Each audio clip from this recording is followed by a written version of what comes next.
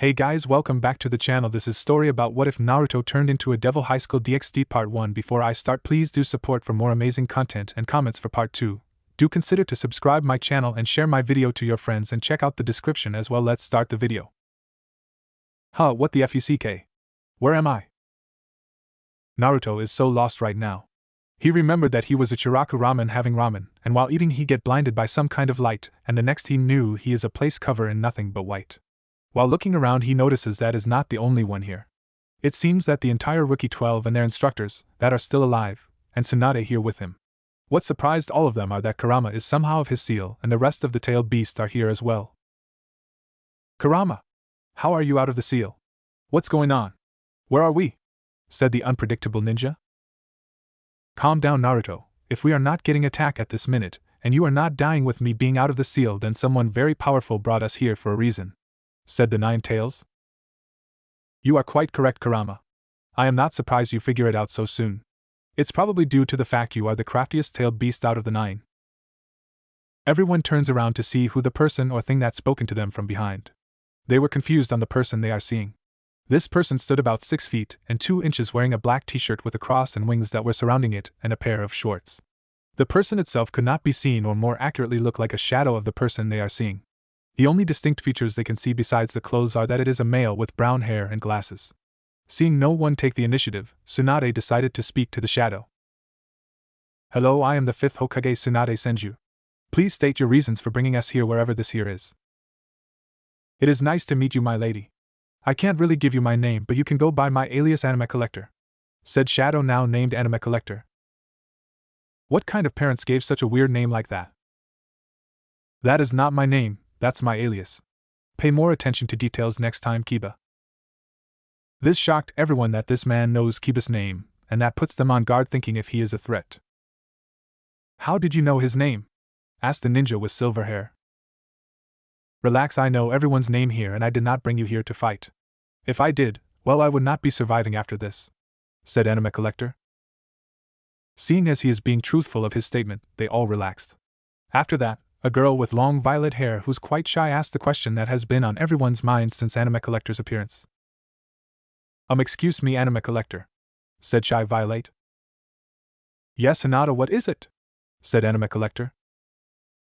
Can you tell us why you brought us here, please? Said Hinata shyly. Of course, I am happy to be able to answer that, said Anime Collector. Out of thin air, a big TV and a bunch of couches appeared and a table with a giant book on top of it.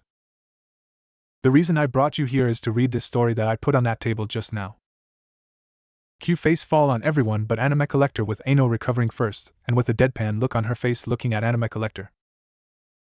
Really, a story, that's it? Said Ino. Take a look at the title of the story, Ino. You will know why in a minute, said Anime Collector.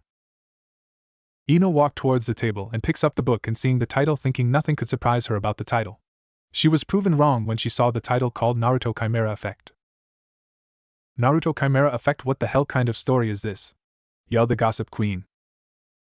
This caused everyone to be curious of this story if it has to do with Naruto.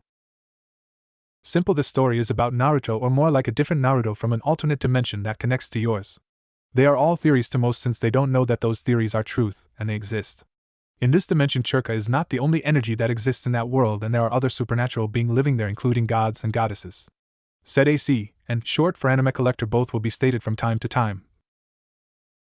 This caught everyone by surprise, that not only that there is another yet different Naruto that exists, but also alternate dimension besides their own. Due to that sudden revelation on them, it made everyone interested about this story, but they were confused about the big TV being here, which AC brings their attention to him. I see all of you are confused about the TV. Well, you are going to see the people and things that will happen in the story and some of the battles.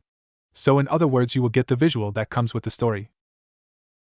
Now everyone really wanted to read this story and see how this dimension compares to theirs, including about Naruto. Now they need to know who is going to read the first chapter. AC solves their dilemma real quick. Since Ino has the book in her hands, she will be reading the first chapter, said AC. Everyone agreed, and soon enough everyone finds a seat to get comfortable. Ino was about to open the book to read the first chapter when Anime Collector stopped her. This action confused everyone on why he did that. Before you start reading, I want to bring a few more people here for you guys. Anime Collector claps his hands twice and a flash of light blinds the group. Once their eyes adjusted, they were shocked. What brought their shocked, wide, and tears flowing down on their face type of eyes? Well, in front of them they see Asuma, Itachi, Fugaku, Mikoto, Minato, Kushina, Inoichi, Niji, Jiraiya, Hagoromo, Shikaku, Hiruzen, Obito, Rin, Nagato, and Konan with smiles on their face and some with tears running down as well. Everyone ran to them, giving them a huge, and some getting beat up for being an idiot on what, mostly Jiraiya, Obito, and Asuma, they did, and then giving them a huge afterwards. Once everyone calmed down and went back to their seats, they asked Anime Collector on how is this possible. In this realm, the boundaries between the dead and the living do not exist. I thought this would be nice for you guys to be together with friends and family one more time, or first time for some. But once you are done with this story, you have say your goodbyes before I return you guys back to your realm. AC informs. Everyone agreed to that and thanked him for this opportunity. Finally, everyone is sitting with who they want to be with, and Ino opens the book to read the first chapter. Break. Chapter 1, Rough Start. Oh, I don't like the sound of this, said Naruto. Wah! The sound of two little cries could be heard as they took their first breaths of air. The cries came from two baby girls. One had gold hair with red eyes and the other had red hair with dark violet eyes. Both babies had whisker marks on their cheeks and oval pupils in their eyes. Though the exoticness didn't stop there, as both girls sported a foxtail and ears to match their tails. The TV turns on, showing the two baby girls causing the woman to coo at the babies and making the man's sweat drop at their reaction, but inwardly had to admit that they are cute. Now you might think this was out of place if not for who was holding them. A beautiful young woman with red hair and violet eyes held the two as she laid propped up on the bed. She went by the name Kushina, and she was a kitsune sporting 9 red tails. She held her babies protectively as their cries died down, calmed by their mother's warmth. Kushina nods her head. A child will always know their mother is near, and I look better than you, fuzzball. This caused everyone, including the other tailed beast, to laugh at Kurama, while said fox glares at his brothers and sisters before huffing and turns his head around and mopes. The sage just shakes his head with small smile, happy that his other children are acting like a family, like they should be. Once everyone calms down, Ino continues to read where she left off. Her weak voice echoed out from her faint smile as she spoke to the only other body in the room. Naruto-chan, look at your new baby sisters. Their names are Miso-tan to the blonde daughter, and Shio-tan to the red one. I want you to be a good Onii-chan for them, a watch over them, protect them when I'm gone. Oh no, even I die here too, said Kushina, causing most of the members start to cry, knowing that Naruto losing his mother again, but all wonders where the kid's father was and later assumes he died before Naruto's birth. The receiver of these words was another baby of around 9 months old, who held himself up in a pin nearby, barely able to stand. He had whisker marks like his sisters and oval pupils, but other than that looked completely human, as his shock blonde hair came in down to partially cover his deep blue eyes. His name was Naruto, and he looked on in innocent curiosity at his 2 new siblings. You would think that such words would be lost on a child so young, but she felt that they reached him somehow. The TV turns on again to show what Naruto looks like, and much to Naruto's embarrassment, and the man's pity to him, the woman starts saying how cute looking he is. Are you getting embarrassed, dope? Said Sasuke. Shut up, team! Yelled Naruto. Naruto. Sasuke.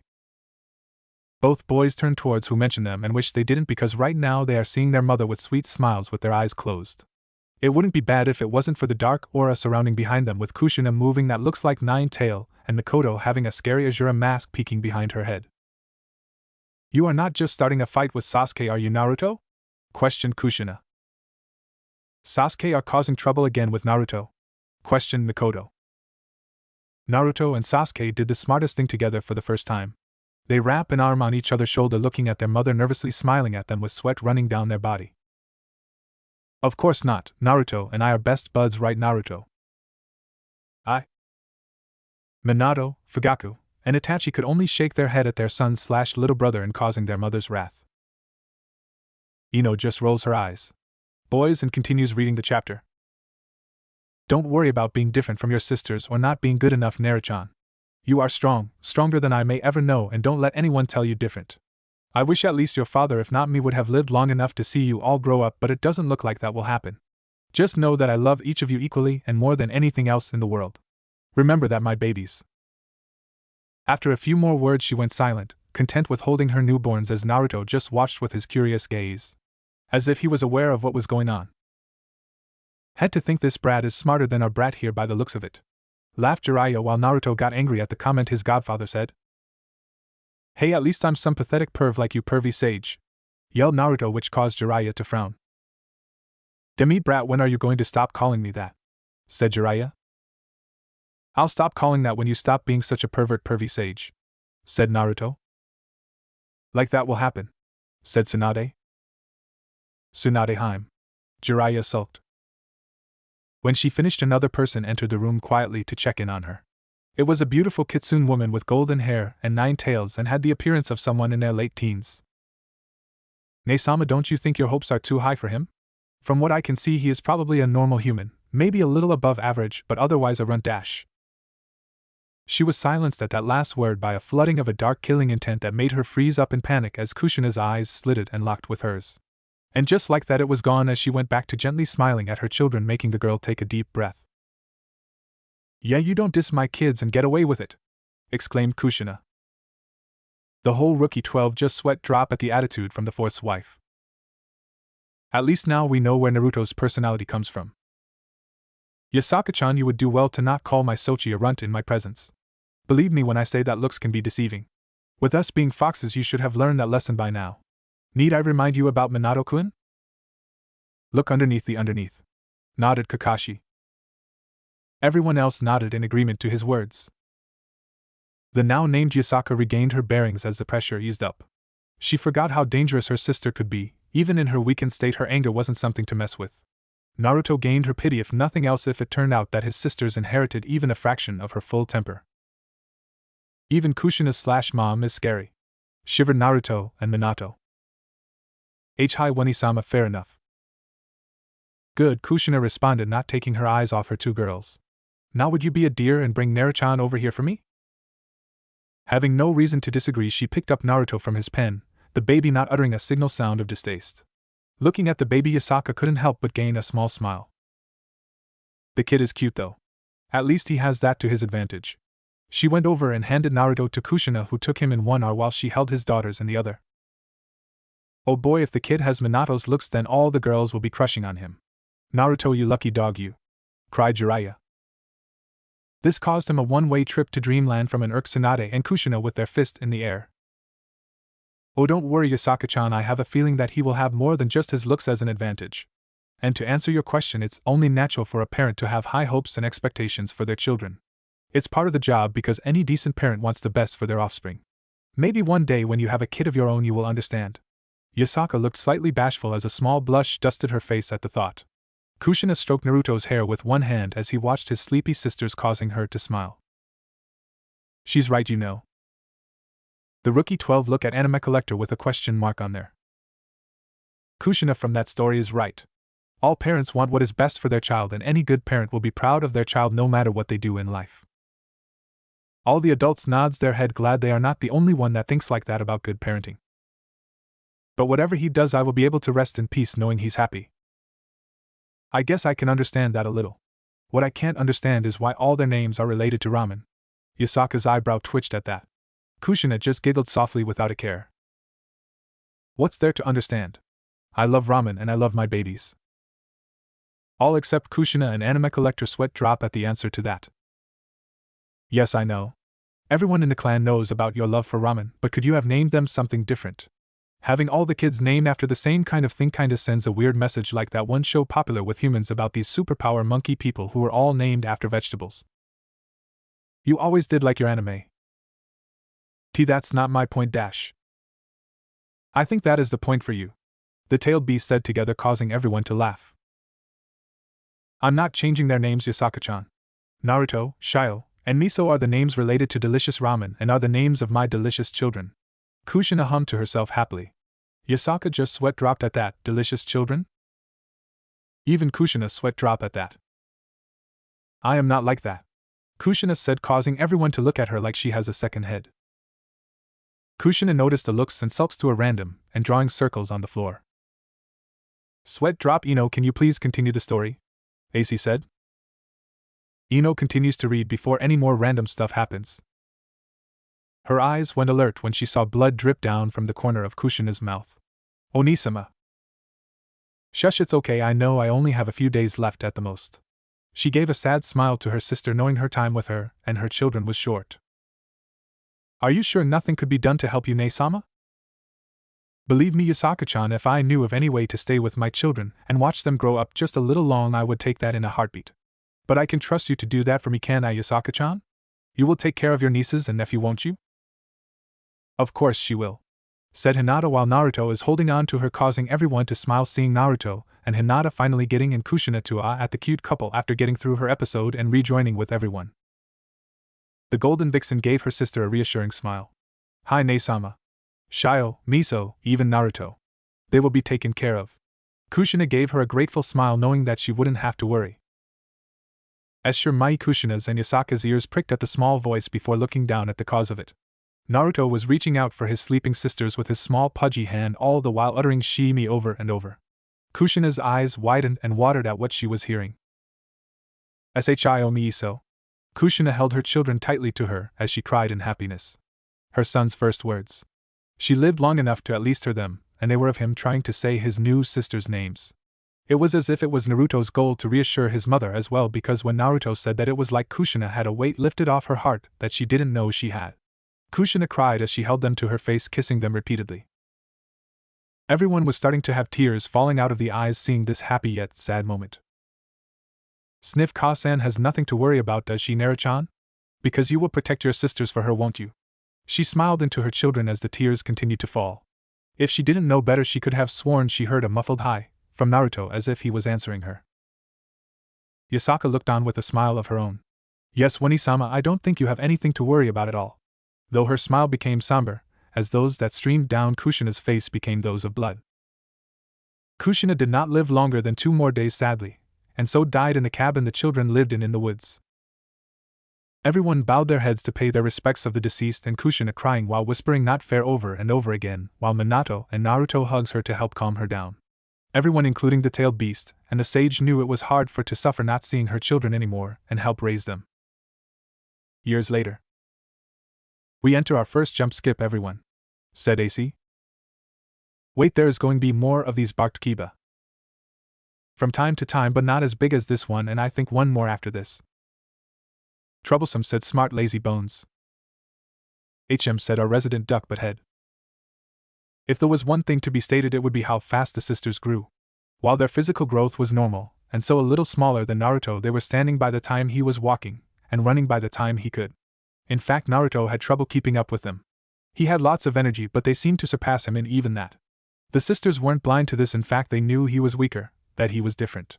His lack of fox features made it obvious regardless of the difference in physical ability, but they didn't have that to really go on, as Yasaka had sealed their features early on.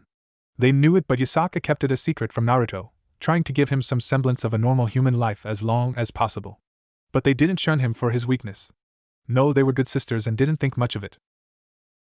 Well, that's good that they are good sisters, said Mikoto. Fugaku felt ashamed for what he has done in life with his children, and wished that he was a better. Mikoto, Itachi and Sasuke saw their Fugaku expression, and want to give him, making him feel better, and everyone were glad that he has loving wife and sons. Naruto shrugged it off as well. Deep down he hated his inferiority. He didn't know why they were so much better than him, but he enjoyed the time with his sisters even more and so ignored it. Even if he wasn't stronger, he would still be there as their older brother. Hey Sasuke, did you felt like that with Itachi? Asked Naruto. Sasuke nodded and Naruto said no more. Both Sasuke and Naruto did not notice the frown on Itachi, but know there was nothing he could do to change anything. They were now at the ages of 5 with Naruto almost 6 and were playing in the woods. Yasaka had some business to take care of in getting them to change location, and so would be gone for a while. She left every now and then for short periods of time in the past year, so it was nothing new to them. They were surprisingly smart and well-off kids, so they could take care of themselves better than you would think at that age. Though the kitsune woman warned them not to stray off too far from the cabin, and she put a seal on the area to prevent them from doing so for good measure. With her skills, she was confident nothing would happen. She would be humbled that day. Oni-chan, hurry up. The cherry voice of Miso could be heard as she ran in the woods. Yeah, you're too slow. The near-identical voice of Shio could be heard as well as she ran alongside her twin. Hey, that's not nice to say to your older brother, Kushina exclaimed. Kushina, you know they can't hear you. Minato's sweat drop. I know, but that doesn't mean I'll keep silent though, said Kushina. Those shouts were directed at Naruto, who was lagging behind them some ways, struggling to keep up. He was fast for his age, but only by human standards. He panted as he struggled to keep up with them, trying to get them to stop. "Come on guys, you're going too far, we need to go back." His pleas went on deaf ears as they kept going. They all wore similar clothes of blue shorts and shirts, as they didn't much when they basically grew up in the woods. The girls made it to a running river and stopped as they waited for their brother to catch up. Moments later he caught up and bent over to take deep breaths. Keeping up with those girls was exhausting. "And now you know how we felt when dealing with you, Naruto," said Kakashi. Sasuke and Sakura nod their heads, knowing that Naruto had a lot of energy, and still do to this day. All Naruto did was blush and nervously scratch his cheek. "Ha, can we go back now? We're going too far from the cabin." "Calm your panties, Oniai-chan," came the snarky response from Shio, causing Naruto's eyebrow to twitch. Naruto's eyebrows twitched while the rookie 12 laughed or giggled at Naruto's misfortune. "One last thing please, Oniai-chan?" The ever-sweeter of the twins, Miso, asked him. As usual he gave in, though mainly just because he wanted to make them happy. The poor bastard thought from the males. "Fine, one last thing then, we are going home now, hurry up and pick something." The girls looked around then at each other, and knew what they wanted. They spoke in their decision in unison while pointing at the tree that had fallen over the river. "We want to cross the water." "What? No, it's too dangerous." "Well, you can wait, Oniai-chan, if you can't do it." He twitched at that. Whether he had just been baited or not didn't matter. He wasn't about to let his sisters do that alone. "Fine." At that word the girls ran to the fallen trunk to cross it before he could tell them to wait. "Why do I have a feeling something unyouthful is going to happen?" said Lee, with Guy agreeing. Everyone groaned, hoping to not deal with those two's antics. "Kids, where are you? Your Oba-san is here." Yasaka arrived with her fox features hidden at the cabin and looked around worriedly. "Where are they?" She sniffed the air and found their scents faint and drifting, meaning they had gone out quite a ways, and with the fact that it was getting dark only made it worse. She took off into the woods as fast as she could to try and find the kids, as she had a bad feeling. Now everyone was getting worried hearing that. "Come on, Oniai-chan, you can do it." The girls cheered Naruto on as he grumbled. They were already at the end, balancing as they walked on the trunk, while Naruto was not even halfway across as he struggled to crawl on it, trying not to slip off into the river. The girls jumped off as they made it to the other side and danced around as they waited for Naruto. "Oniai-chan, if you want we can come back and help you across." "Shut up, Shio." He would not pit it or patronized, not that he knew what the second word even meant. He continued to inch across trunk with his eyes closed so that he wouldn't look down. Grr. Naruto's eyes snapped open when he heard the girls scream. Shooting his gaze towards them, his eyes widened in fear as he saw a large bear growling at his sisters. "Oh no!" exclaimed all the mothers in the group, with their hand covering their mouths, and their husbands doing everything they can to calm them down.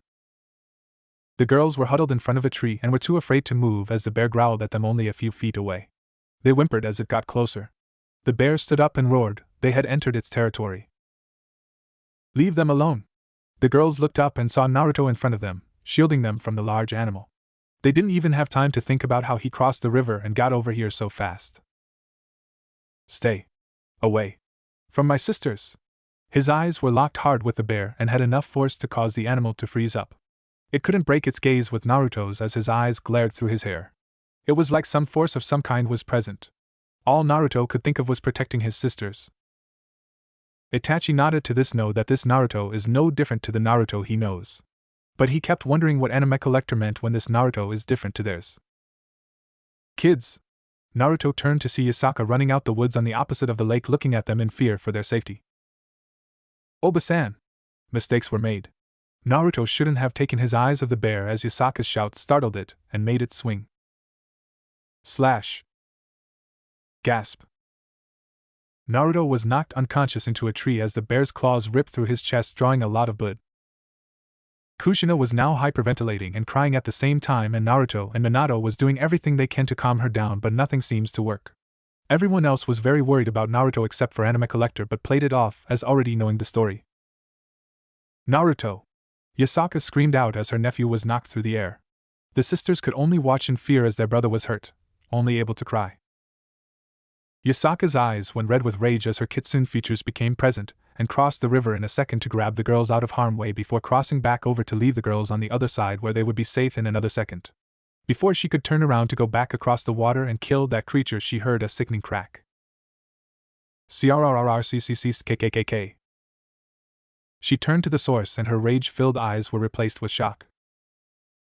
Kushina finally calmed down, but still a little shaken from what they just witnessed, but now everyone was wondering what shocked Yasaka. She was greeted to the sight of Naruto sitting on top of the bear's shoulders with the animal's head twisted all the way back. It was as if something overcame Naruto as one eye shone through the shadows of his messy hair glowing white. Ignoring his eyes, his faces had gone expressionless, with his more slightly agape showing longer than normal canines. One of the spikes of blonde hair on the top right of his head turned black as well.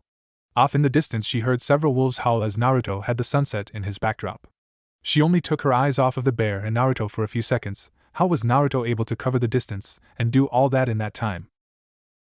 The TV turns on showing just what happened, causing everyone to shiver at Naruto's appearance, more so from Kiba, but does not know why.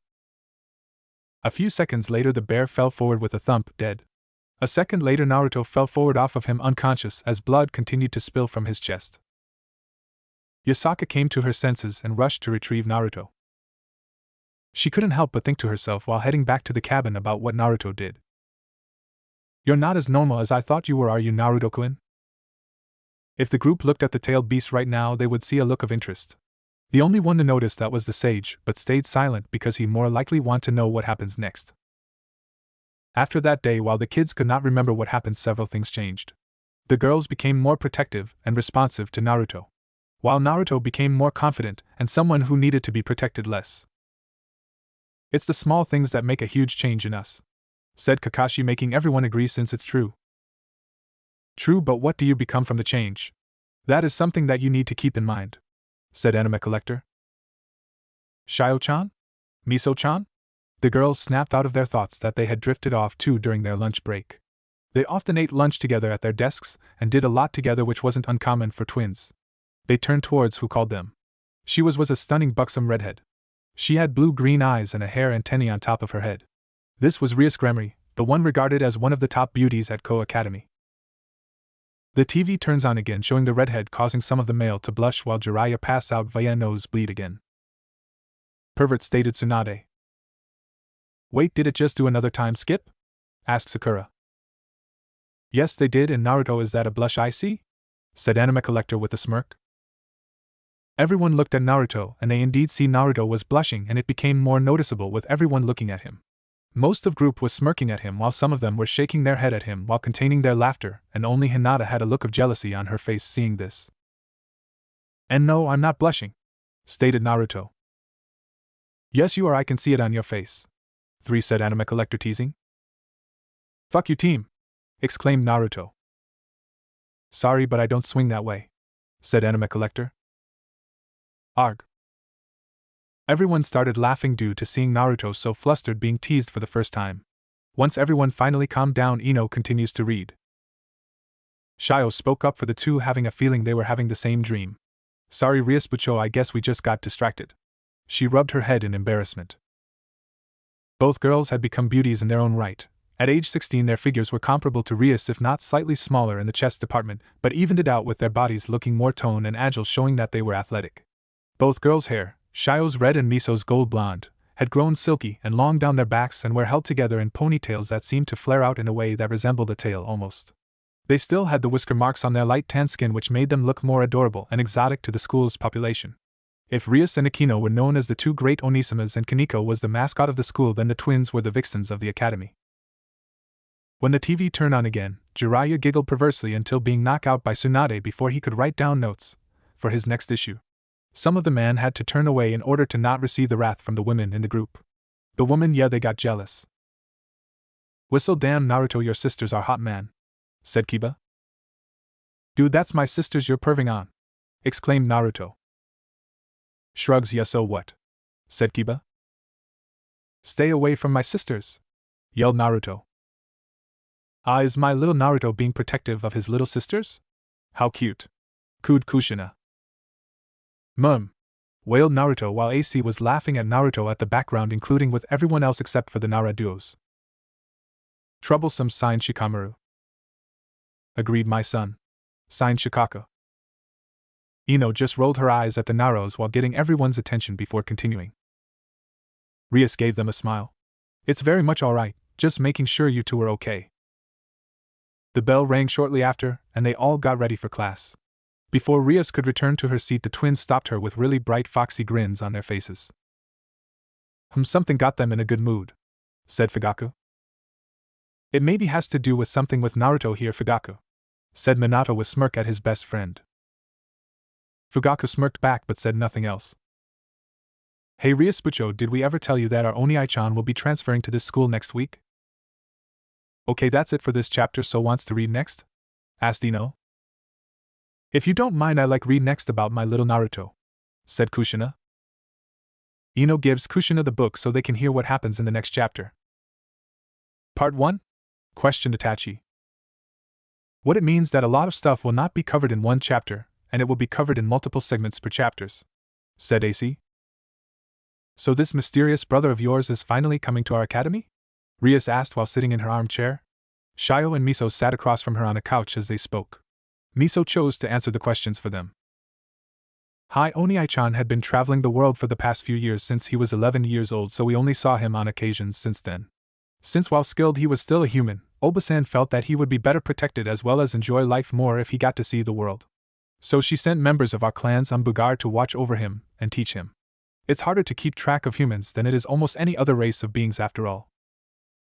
That is a wise decision they made. Why?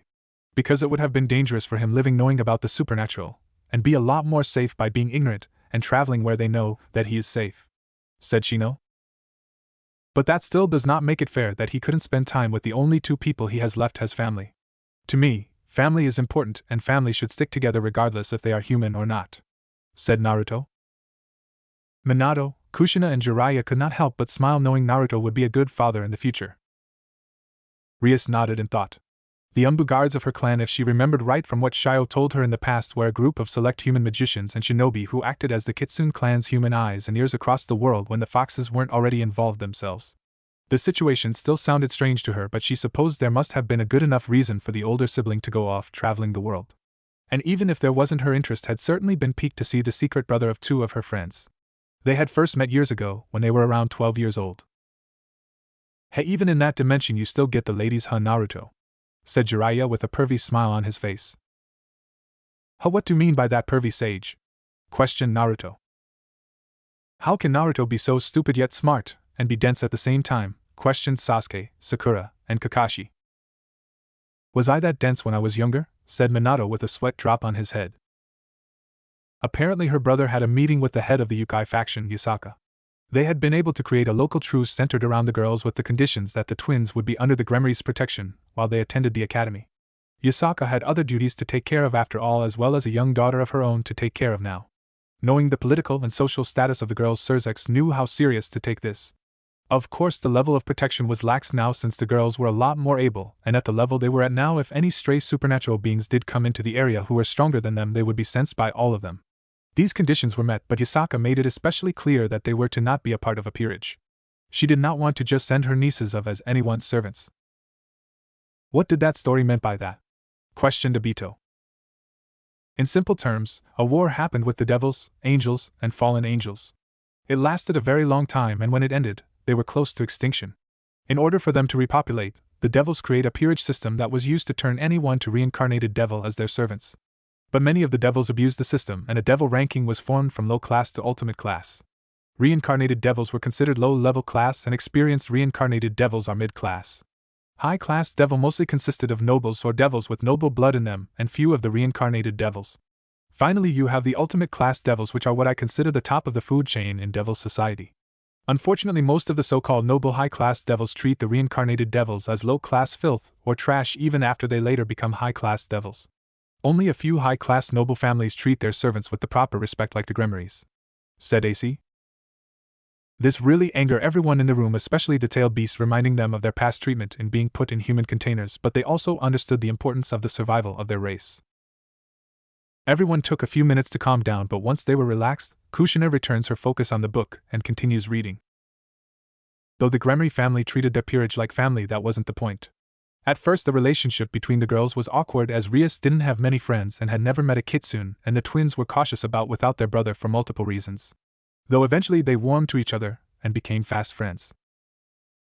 Everyone smiled at the bonds their friendship formed and also gave respect to the Gremry family for treating their servants as part of the family.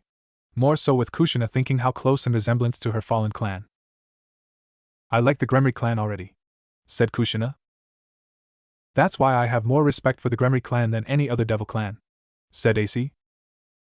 So this brother of yours is normal? Rias rose an eyebrow at this, somewhat disappointed though confused. It was very unlikely for a normal human to be born from supernatural beings. Even with one of the parents being human, with Yukai especially it was near impossible. Is that true, anime collector? Said Sasuke. Yes, the probability of that happening is 0.1% chance of being born human from a yokai parent, and it's a 50-50th being born as half-breed or full-breed from one yokai parent, said AC. But how is that possible that Naruto being born as human? Questioned Kurenai. If this Naruto is anything like our Naruto, then he is most likely be unpredictable. Troublesome, said Shikamaru. Would not have surprised me if that is the case, said Sasuke. Me neither, said Choji. Same here, said Kiba. Ditto, said Ino and Sakura. Comment, just get on with the story already, yelled Kurama. If she remembered right, they called it the Yukai effect with hybrids. No matter what the Yukai child is mixed with that Yukai blood, if it isn't potent at first will become so over time multiplying until they can be recognized as pure. That's why most Yukai are full blood and why their half-breeds have so much potential compared to hybrids from most other species. And with Yukai half-breeds the other blood wasn't just cancelled out. It was like it was kept separate altogether. So while Kitsune had human forms, half-breeds like Shio and Miso's human forms will actually have their DNA read off as 100% human. Not all that important, but it does have some uses. In fact, that was believed to be the main reason why so many Kitsune had human forms, was because many of their ancestors had been half-breeds at some point. That actually explains a lot about them, said Asuma. It was kinda unfair to the evolution balance to Rias, as that meant it was very hard for Yukai blood to become completely diluted, which means their population could always recover. Though the fact that most kept inside their species it evened things out. But that meant that how this mystery sibling was human was an even bigger mystery to her. Something had to have been missed. Maybe the twins just didn't know about it. You know, I can't help but agree that something is missing here, but what? Said Mikoto. We might know if we continue with the story. The mystery will reveal itself in time, said Nagato. Shio coughed into his hand. I wouldn't say he's normal, just not like us. Rias was confused at this.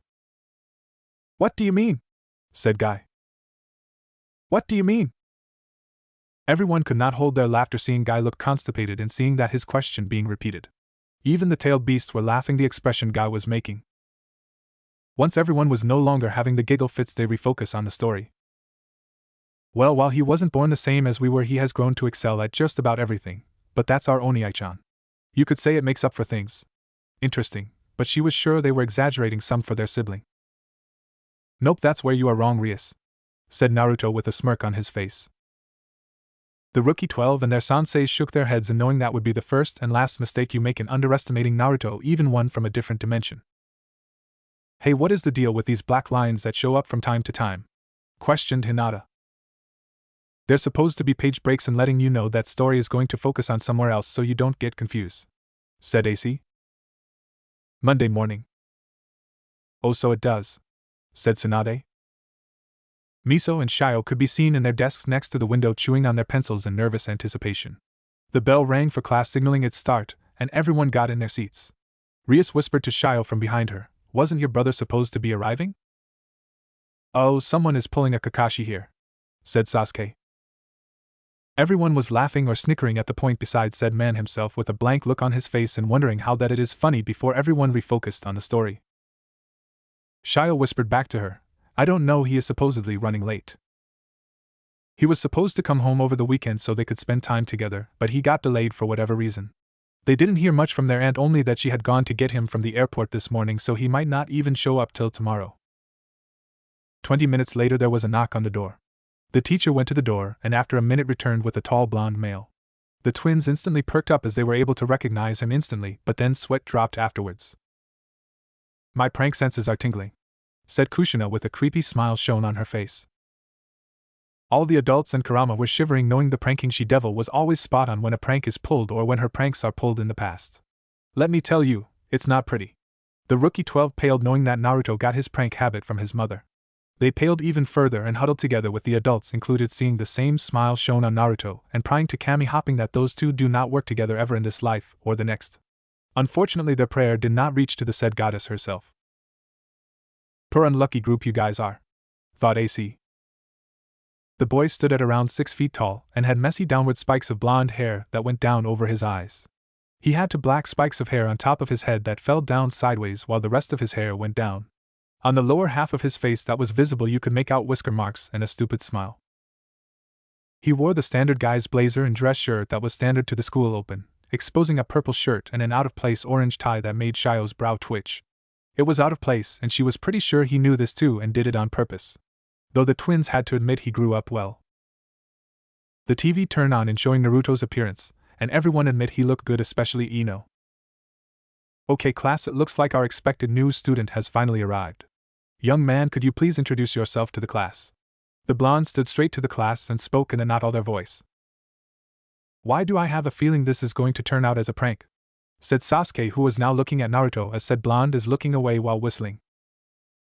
"Ohayo everyone. My name is Uzumaki Naruto and I am an artist." He swung his arms out spread eagle at the last word for emphasis and held it there until the teacher spoke up. Shio and Miso felt like burying themselves in their desks from embarrassment. "Well, that answers my question," said Sasuke. Shio facepalmed at the idea. "So he's an artist now? What happened to rocket scientists years ago?" Miso was having thoughts of her own. "I thought he wanted to be a famous ramen chef." Comment, "Really, why am I not surprised by that last one?" said Kurama. "You know, that does not sound like a bad idea. I should try in becoming a famous ramen chef and Hokage at the same time," said Naruto. "Do that and I'll ban you from eating ramen for a year. No, make it 2 years back at the Leaf Village and all over Fire Country," yelled Tsunade. Naruto paled and went wide-eyed and looked at Tsunade while pointing at her shakenly. You wouldn't dare, Granny," yelled Naruto with a much panicked face. All he got in return was an evil smirk on her face, telling all he needed to know, that she would not hesitate if he goes through with it. Fine, I will not try to become a famous ramen chef, but I am still going to take that hat from you, Granny Tsunade," said Naruto. "That's fine by me, brat," said Tsunade. Shio didn't know why, but at that moment she felt the need to deadpan over at her younger twin sister. Everyone except Naruto and Kushina nodded their heads silently at that. The teacher coughed into her hand and read out some of the information she had been given on him. "According to this, you are apparently the older sibling to our Miso-san and Shio-san." This got gasped from the class and more of Ria's attention. "This also says that by your grades and test scores that you have been given the spot of the number 1 student." Miso and Shio smirked at this and from hearing the murmurs from the class. Rias, however, had her own thoughts. This shocked everyone, including Shikamaru, thinking that this Naruto is smart enough to be on the top of the class.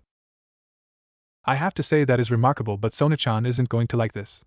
Though this boy certainly doesn't look like one who would have that kind of academic level. His grades would have had to basically been perfect for years to have been able to take that spot from her." "I can't believe the dope is smart in that dimension," said Sasuke.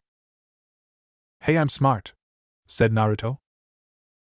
"Yeah, only when it does not have to deal with academics. Other than that, you're hopeless," said Shikamaru. The rest of the Rookie 12 laughed, while Hinata tried so hard to laugh.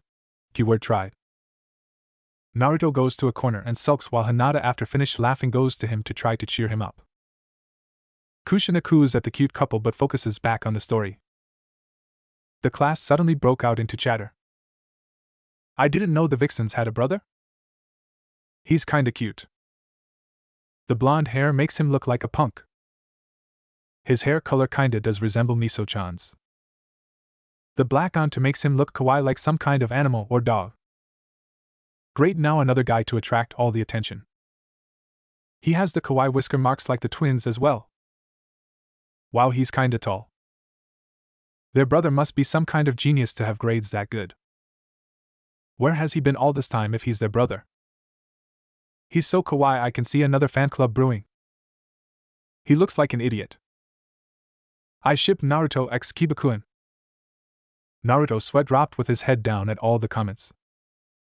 Everyone could not help but sweat drop as well at the reaction from the class.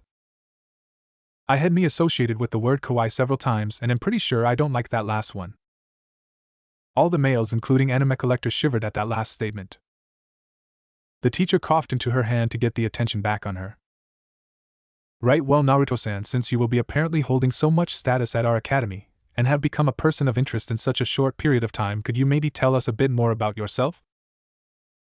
Say your likes, dislikes, hobbies, and plans for the future. Everyone said, which caused everyone to laugh at saying the same thing at the same time. Naruto signed to himself. Very well, sensei. The twins, Rias, and a majority of the class caught how it was like his presence was changing. Naruto ran a hand back through his hair, spiking it up, and exposing his deep blue eyes and slitted pupils. At the sight, the girls in the class, and even the teacher, all blushed at his strong, handsome features. Whereas before he looked good with his hair down, now it was like his sex appeal multiplied and his demeanor was a lot more serious. Like some kind of strong individual that demanded obedience and respect wherever he walked. The twins felt a foreign feeling stirring inside them at the change, while the class broke out into chatter again. The TV turns on again, and what they saw caused all the females, Tsunade included, to blush, with Hinata having a full cherry red body blush with steam coming out of ears and then fainted. While that was happening to the woman, excluding Kushina, who was gushing how her boy was such a handsome devil like his father, the man, excluding Minato, who felt manly pride for his son, and Naruto, being smug for the first time, were glaring at the TV. We hate you, we hate so much right now, said the group of man that was not Minato and Naruto. Hey, I can't help it that I'm sexy and they know it, said Naruto, feeling smug about it. Shut up, dope, said an annoyed Sasuke. My Kami, he's hot. He actually looks like someone with good grades now. Yep, but not with grades that good. That's still surprising. I think his face just made me pregnant. I wonder if he'll join our club. I have found my idol. Great, now he will take even more of the ladies' attention for himself. I'm already wet. That hair spike move was kinda awesome. He is definitely going to be the dominant in my Naruto fanfiction. Oh my god, you girls are freaking nasty. The males again shivered at the second last commit. What the hell is wrong with those girls? Said Jiraiya. Trust me, pervy sage women are scary. You just don't know it yet, or you are too dense and or stupid to ever knowing it, said Anime Collector. Damn it, not you too, whined the hermit pervert. Shio and Miso bit their pencils in half on reflex at some of the things they heard, which Rias noted for later. Oh, is Shio and Miso jealous of girls complimenting their big brother? Cooed Kushina. Oh, you don't know the half it. AC snickered. Everyone looked at Anime Collector questionably on why was snickering. When they asked him why, he just waved his hand, telling to keep reading. Obviously, whatever is going to happen, they will have to get the answer in the story. Naruto let this go on for a little longer before he heard enough. Silence. It was a strong and firm command that made the class go silent and give him their undivided attention. He mentally flinched when he was certain he saw some of the girls blushing after the way he said that. Ignoring it, he continued. Everyone raised an eyebrow on this. Naruto was able to make everyone obey him. They noticed that it got quiet all of a sudden and noticed that Kiba was not making a sound. Now that confused them, but they didn't bother in finding what was wrong. My name is Uzumaki Naruto, and I am 17 years old. I am the other sibling of Shio and Miso Uzumaki by 9 months, and I am fluent in 5 different languages. I have been traveling the world and just came back from living in America. I have a photographic memory and the memory of an elephant. I am great at sports, music, academics, cooking, art, and have yet to find something I do poorly in. The answer to the problem on the board is square root sin, 53.325. I have no real interest in clubs and prefer to be left to my own devices. And if it wasn't clear yet, it will become so very soon that I have no problem showing off when I want to. That is all. You could hear all the jaws dropping from that introduction, and they became mute. It took a good half an hour for everyone to snap out of their trance and decided to not to comment that and continue the story. That's all? Oh, okay, Naruto-san, well, that's good. We didn't know we would be getting such a talented and cultured individual. Wait, that answer is right. How did you know the answer when I hadn't even finished putting it on the board, ignoring the fact that you should not have been able to do that complex of a problem that easily? Okay, even I can't do something like that, said Shikamaru. That shocked everyone, including his father. Who knew? I glanced at the open textbook on your desk and was able to figure out what problem you were likely working on. Minato narrowed his eyes hearing how sharp Naruto's eyes were. He's got some sharp eyes. Fugaku commented with Sasuke and Itachi agree with their father. Oh well good job Naruto-san. I hope you enjoy your time here in my class. You may take the set behind Miso-san next to Ria-san. Naruto just nodded as he put his hands in his pockets and ignored the gazes of the classroom as he walked to the back near the windows where his seat was. As he walked down the row he locked eyes with Miso and Shio who were second from the back. The girls froze and didn't know how to react under that kind of dominating gaze from his sharp blue eyes and subconsciously looked up at him in an almost submissive manner like they were in trouble for some reason. By now Kiba was whining in submission shocking everyone and now they were concerned on what is up Kiba but he won't say why because he does not know either. Their gaze stayed locked for a few seconds. After a few seconds Naruto's spiked hair died back down to covering his eyes and next thing the girls knew they would pull out of their desks into a bear hug. The girls were stunned at what was happening as they were shaken as Naruto rubbed his face into their chests, making the guys in the class extremely jealous. This is kind of weird but kind of hot at the same time, said Kiba. Naruto was blushing and Jiraiya was perversely giggling before getting knocked out by Tsunade again, but woke up 5 minutes later. Ah, my sweet little Imutos. I've missed you two so much. Naruto paused with his face still in their chests, and thought for a second. Well, you two aren't that little anymore now, are you? Realizing slowly what he just said, the girls' eyes widened and their faces turned red. Naruto paled. Don't tell me. Oh, please say it is so, exclaimed Jiraiya with a perverted smile. Hold on, let's find out, Kushina said quickly before anyone jumps into conclusions. Pow! Shio took a deep breath to cool her flushed face as after she just punched Naruto's head into the ground. It's nice to see you too, Oni-sama. Miso was too embarrassed and just covered her face with her hands. Rias just watched in amusement, but grew anxious when he directed his attention her. Naruto got off the ground and dusted himself off. He gave Rias a mock bow. Uzumaki Naruto, at your service. Please treat me well. Continue reading before all you jump to conclusions, said AC. Lunchtime. While the students were on their break, Naruto brought his stuff with him to lay against a tree in the grass with his eyes closed. He didn't show any reaction when he heard people approach him. Oni-sama, why didn't you wait for us? Naruto, without opening his eyes, could tell it was Miso's voice, which of course meant that Shio was next to her. Yawns, well, I guess I could have, but I knew you two would find me anyway. Okay, I'm starting to like this Naruto, said Shikamaru. Why? Because he's being lazy, growled Ino. Troublesome, sighed Shikamaru. He heard shuffling before a meek voice. Are you mad at me for hitting you earlier, Oni-sama? This time it was Shio. Though their voices were near identical, he had no problems telling them apart. Naruto sat up and opened his eyes to look at them, though they still couldn't see his eyes because of the hair. Shio looked nervous that he was mad. What?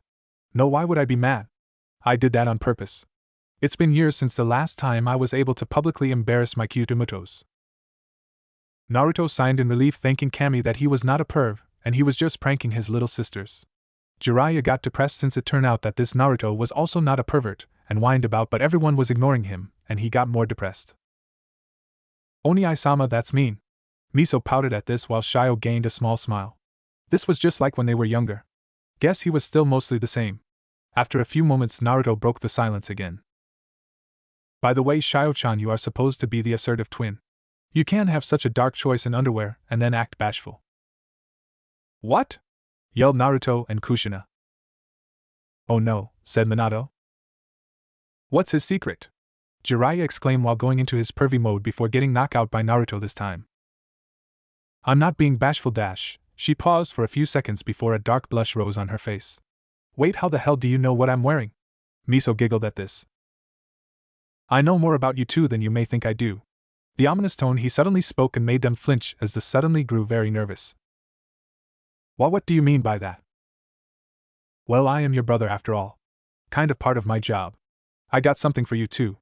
Now their nervousness was replaced with curiosity. When Naruto pulled out 2 orange fox plushes, that curiosity was replaced with nervousness again. As Naruto handed them to the twins who cautiously took them, Naruto gave him a questioning head tilt. TV turns on again and the reactions? Well, the woman gush at how cute he is with that head tilt. The men are wondering on how that was possible, and Naruto was blushing in embarrassment from this. He was not cute demit. You girls are the vixens, right? Both girls blurted out against their better wishes. What? That is your title at this school, right? The girls quickly schooled themselves and nodded with an awkward laugh. Almost caught yourself on guard, you two. Deadpanned Kushina.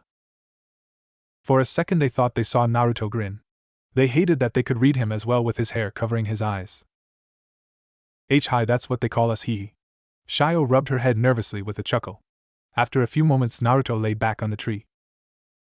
I have to say impressed. I've kept my tabs on you two and you girls have come a long way while I was traveling the world. I can feel that you have become quite confident and independent. Plus you girls are tied for rank number 4 in your class. Well, it's number 5 now that I'm here, but still I'm proud of you too. I was already happy to be your brother when I left. Hearing how well you two did while I was gone made me even happier, and if anything served as motivation for me at times. He smiled to himself at the end. Ah, how cute! Cooed Kushina. Whined Naruto while the guys were snickering at Naruto until the woman sent a death glare at the man, causing them to shut up. The girls blushed and looked bashful at the unexpected praise.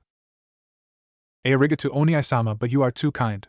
We just didn't want to fall too far behind you in your absence. And we wanted to keep you safe. Everyone could not help how kind Naruto's little sisters are in doing everything they can to protect their big brother. It was kinda cute if you think about it. Well, you two don't need to worry about that. They talked some more as the girls sat next to him to eat lunch. After a while the bell rang for them to return to class. Naruto got up with a stretch as his sisters followed behind him. Well, since you two got a title, it wouldn't be right if I, the older sibling, didn't have one of his own now, would it? The ever-cute Miso tilted her head at him as they walked.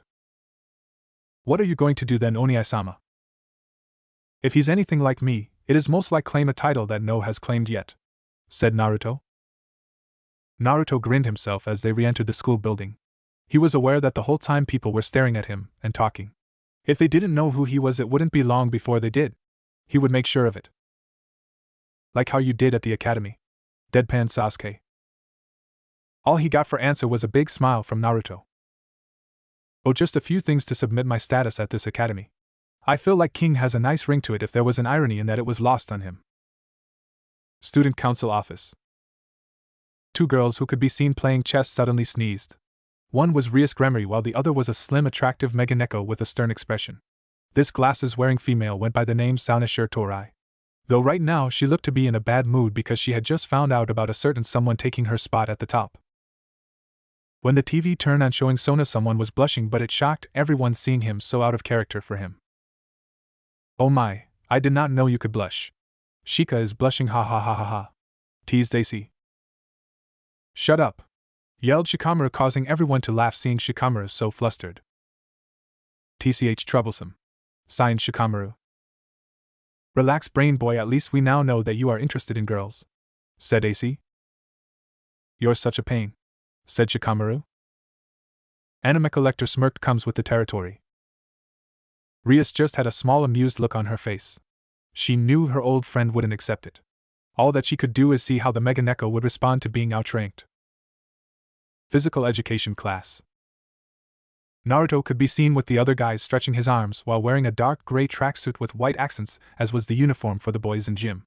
He was actually one of the few guys who were still wearing their tracksuit, as it was warm enough to be without it in just their shorts and shirts. He looked over towards the other side of the gym where he looked eyes with his sisters for a second as they did stretches of their own. The girls went without their tracksuits and wore a white shirt with navy blue bloomers like the rest of the girls.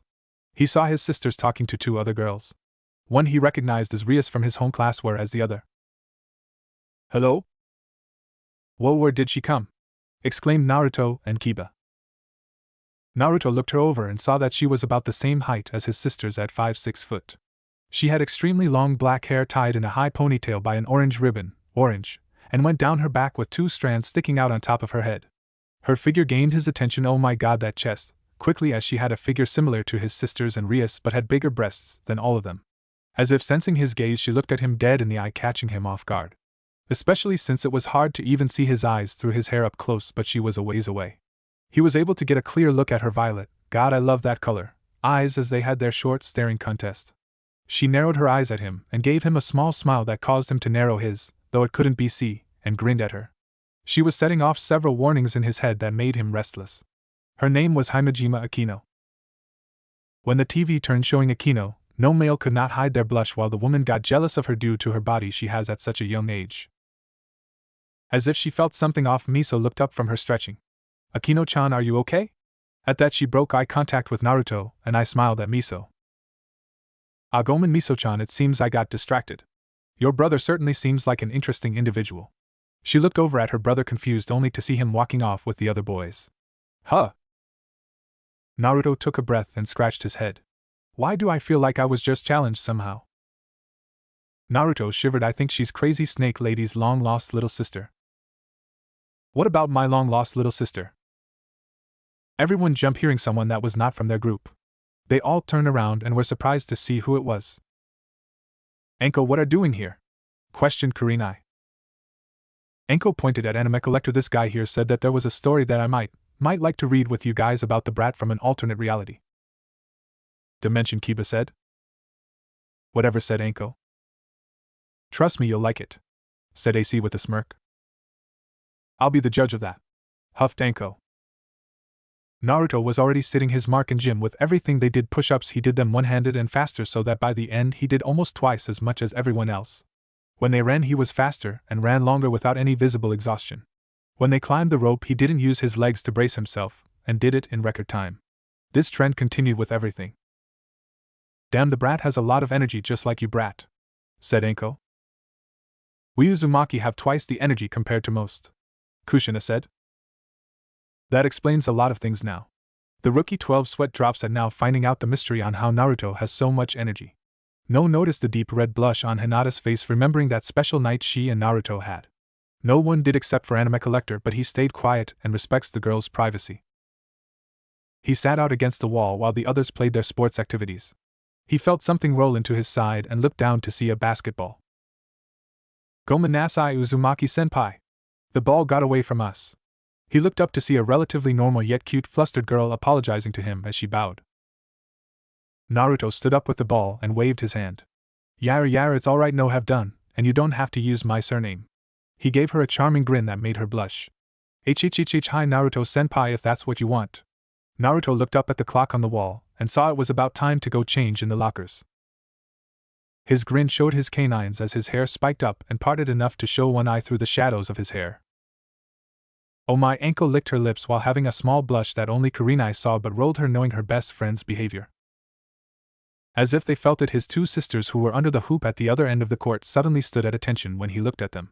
Hey, you wouldn't mind if I took a shot, would you? The girl grew even more frazzled at his suddenly wild presence. SSSS, sure, G, go right ahead, huh? She got confused as Naruto turned and walked towards the boys' locker room. Without missing a beat, Naruto tossed the ball behind him. Apparently most of the students in the gym had been watching him ever since he picked up the basketball, so they saw him when he threw the ball. All their eyes followed it as it flew through the air across the court, showing that Naruto had more strength in one arm than he appeared to. No way, said Lee. Did he? Said Guy. As the ball approached the hoop. Swish. It went straight through the net smoothly and dropped into Shio's hands, who was waiting right under the hoop. Everyone stood there surprised, silent for a moment. Youth! Exclaimed Guy and Lee, and were about to say if it weren't for Niji and Tenten quickly knocking them out before they could start off their rant. Anime Collector gave them a grateful nod since he did not have to pull out the magic remote controller yet. Just in case he had to use it to mute the eyebrow caterpillar duo. Shio nervously chuckled to herself. Hey Miso-chan? Nei-chan? Are we sure that there isn't something about Oniai-sama that we missed? I know what you mean. Hi, something just feels off. And what's with his hair? Ria stood with Akino off to the side and giggled to herself. Naruto-kun, you certainly are an interesting person. Alright, who wants to read next? Before anyone volunteered in reading next, the books start floating in midair and a pair of eyes were revealed. Everyone was shocked and confused on what is going on, but Anime Collector's faces showed a look that it just remembered something. I knew I forgot one tiny little detail about that book. That book there is sentient, and sometimes it looks for a certain person to read a certain chapter from time to time. It is doing that right now as we speak, said AC. The book was looking throughout the group before its eyes landed on Enko and floated right to her hands. Friday. Naruto casually walked to the sparring mat with a smirk as a large student crashed to the floor a second later. He picked up his notebook and checked it off. Well, that's the judo club down. The fuck? Yelled Kiba. TCH, not even a week and you are already causing problems, you troublesome blonde. Yawned Shikamaru. The surrounding judo club members all stood in shock. Naruto had came in and challenging their best to a spare who was basically a giant even compared to Naruto and their captain. It wasn't like Naruto wasn't polite with the challenge, but some of the guys saw this as a chance to cut the new pretty boy and future valedictorian down to size. That's how all the males felt when you were still in the ninja academy at the time, Sasuke. So how did it feel in becoming the number one enemy of all men at the time? Asked AC. No comment, said Sasuke. As soon as the match started, the captain charged Naruto, intent on ending it quickly, while Naruto just sighed and walked calmly forward. When the captain was in arm's reach, the next moment was like a blur for the surrounding audience, as the next moment Naruto was still walking forward undeterred, but now the captain was behind him upside down, falling through the air like he had been thrown. Somehow the giant was unconscious before he even hit the ground. Everyone was silent on what just happened. Even though they are ninjas and use deception as their main weapon, they were still shocked at that feat, even though the humans in that dimension don't use chakra. Well, the saying never judge a book by its cover would be truly effective here now, would it? Throughout the week, Naruto had certainly become a topic of discussion. He wanted to make his mark, and he was definitely following through on that, as he basically went on a dominance-proving spree every day that week. Whistle, well damn, that's alpha material right there in the making, said Kiba. I wonder how dominating he'd be in bed? Said Anko with a light blush on her face. Anko! Yelled Kurenai. What? Oh, don't you ladies go and deny that you were thinking the same thing I was thinking about him, huffed Anko. The only woman that did not have a blush on their face was Tsunade, Kushina, and Mikoto. That's what I thought, snickered Anko. Naruto walked out of the clubroom going through his notebook. Sigh, well, that match was disappointing. I thought the judo club's best would be a lot more than just a little bit above amateur level. He probably wouldn't have won anyway, but still. Oh well, let's see what I have left. Just took care of the judo club. On good terms with the tennis club, though that Kyome Abe felt weird to be around. On good terms with the photo club and gave them pointers. Became an idol of the manga club without even doing anything. I hope I don't regret that.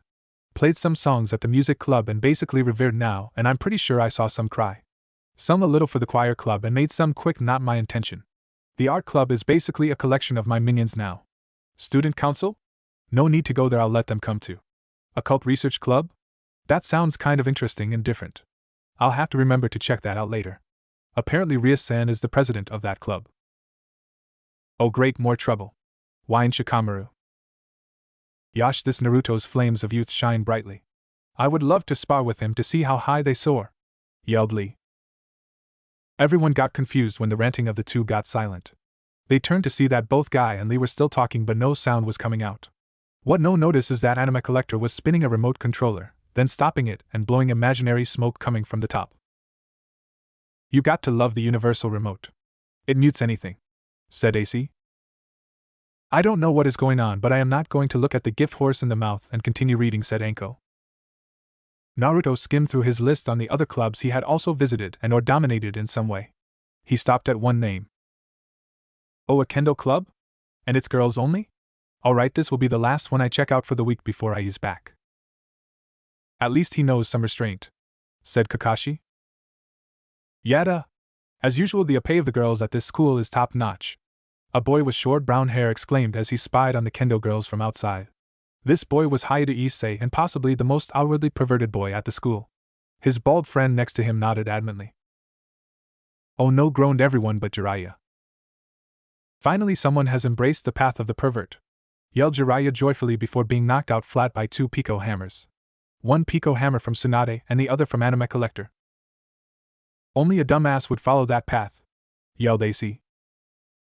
I agree with you there, brat, said Tsunade. Damn right. Everyone here is easily at least an 8. This boy went by the name Matsuda. Him, Issei, and the glasses-wearing boy next to them named Motohama all made up the school's perverted trio or hentai sanin.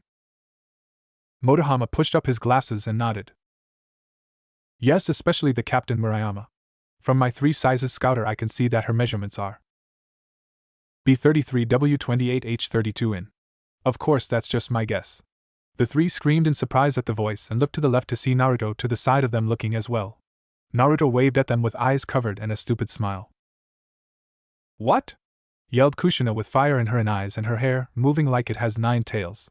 Minato was edging away from her, knowing it is never a good thing to be next to her when pissed off.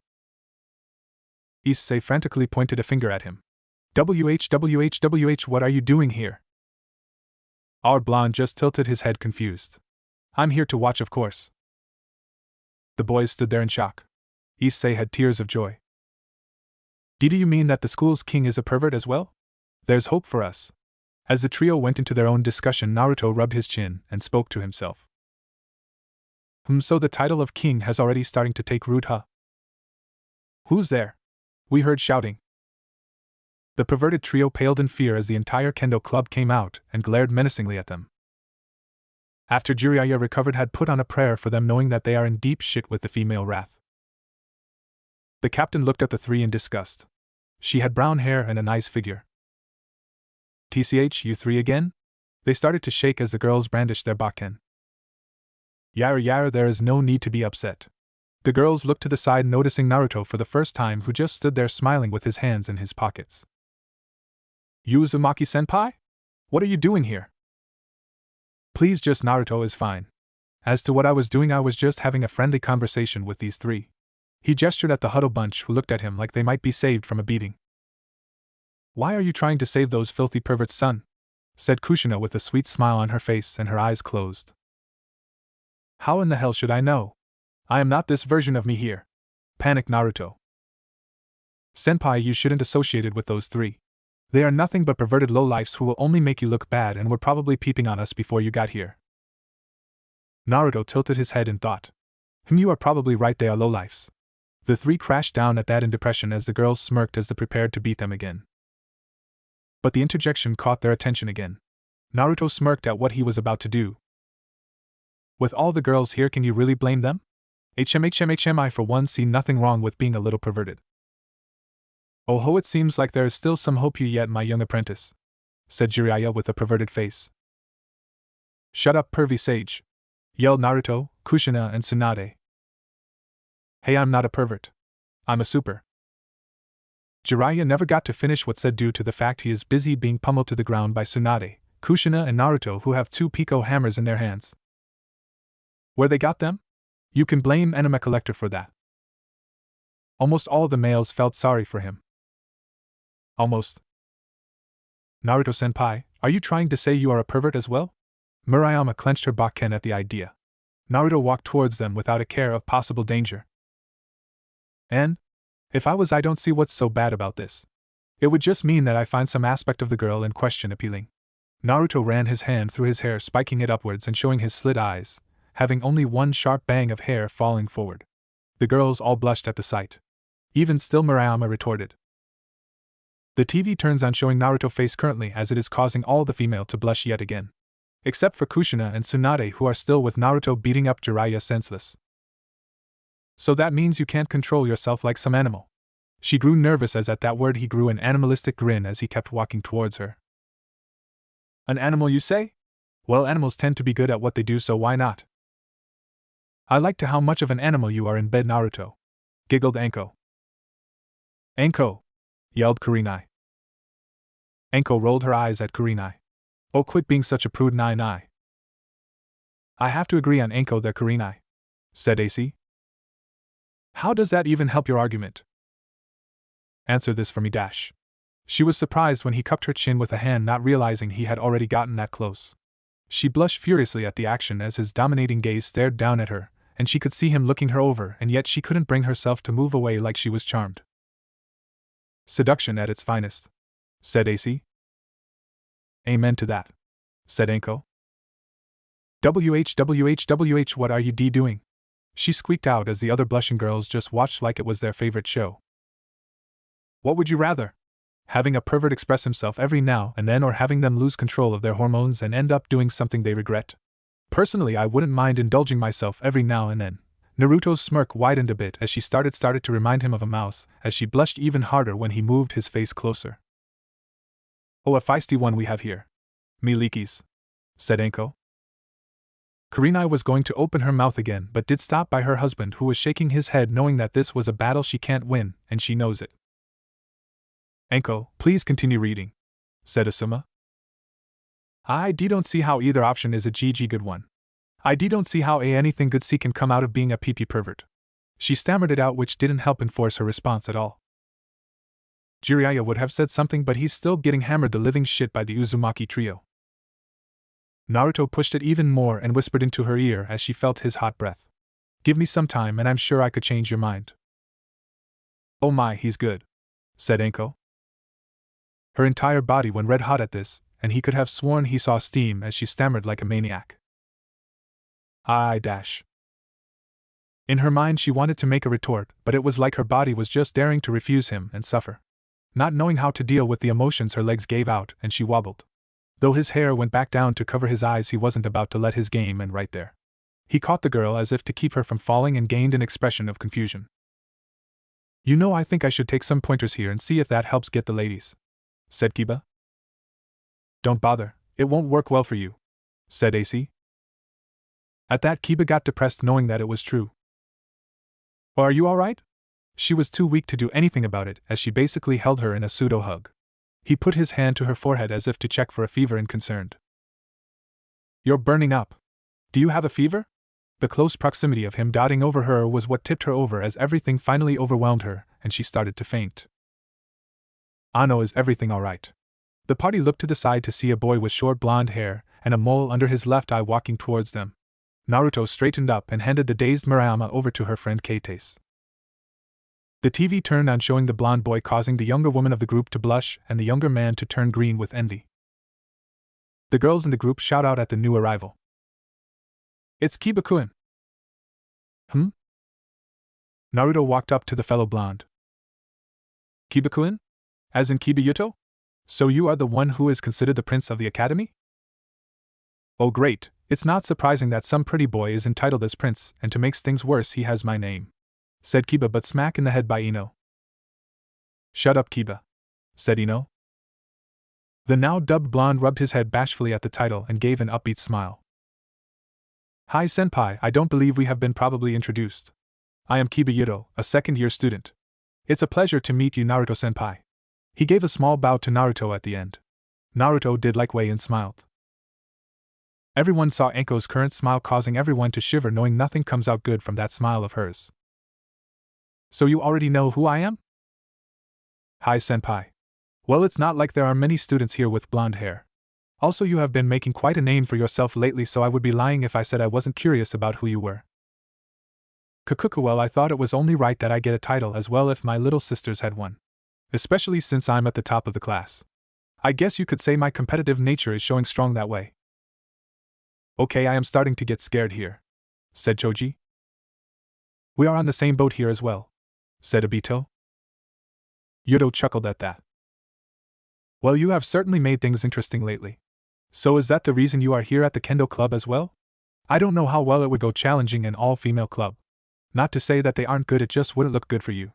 Kiba made sure to be careful about his wording so as to not come off as sexist. "Smart boy," said all the males in the group. The females in the group just rolled their eyes.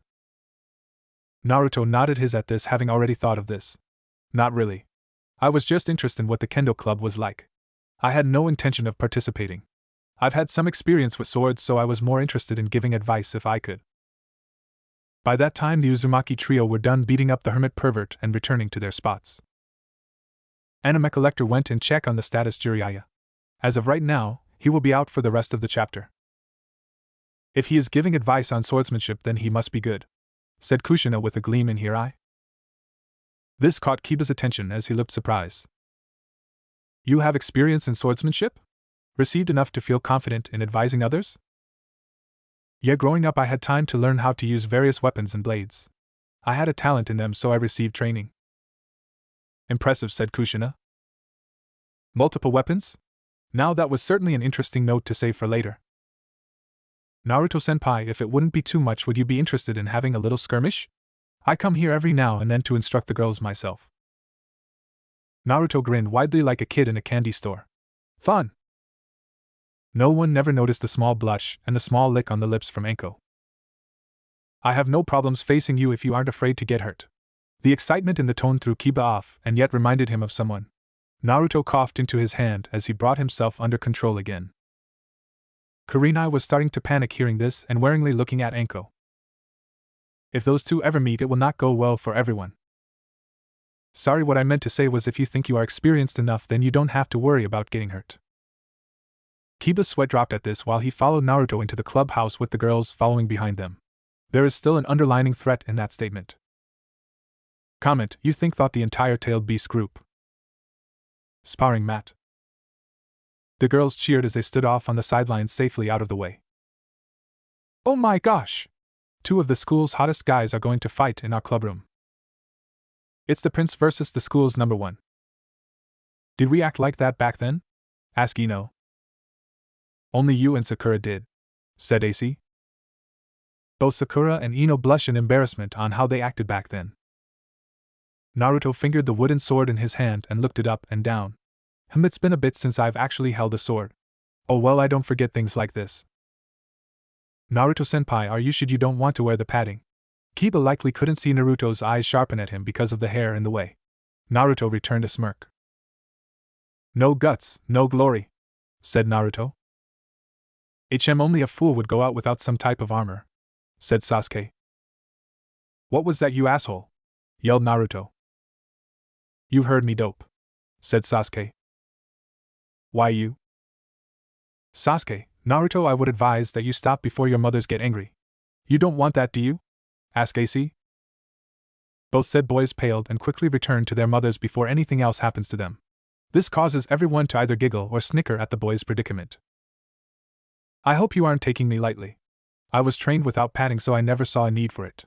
What about you? You aren't wearing any either. Kiba just smiled. I was trained the same way, believe it or not. Really now? A revived Murayama came up to referee the match, though she looked a lot more shy and reserved now. Damn, that was the fastest taming I ever had the chance to experience in knowing, and he beat my record, said Anko. Anko, please, said Kurenai. Alright, you are such a killjoy, nai, groaned Anko. Ano, how are you two going to pick the guidelines for this match? Well, I'm fine with setting the goal to 10 hits if that's okay with you, senpai. Naruto nodded in agreement and gained a wild grin. 10 hits is a lot more than what is the standard of 2.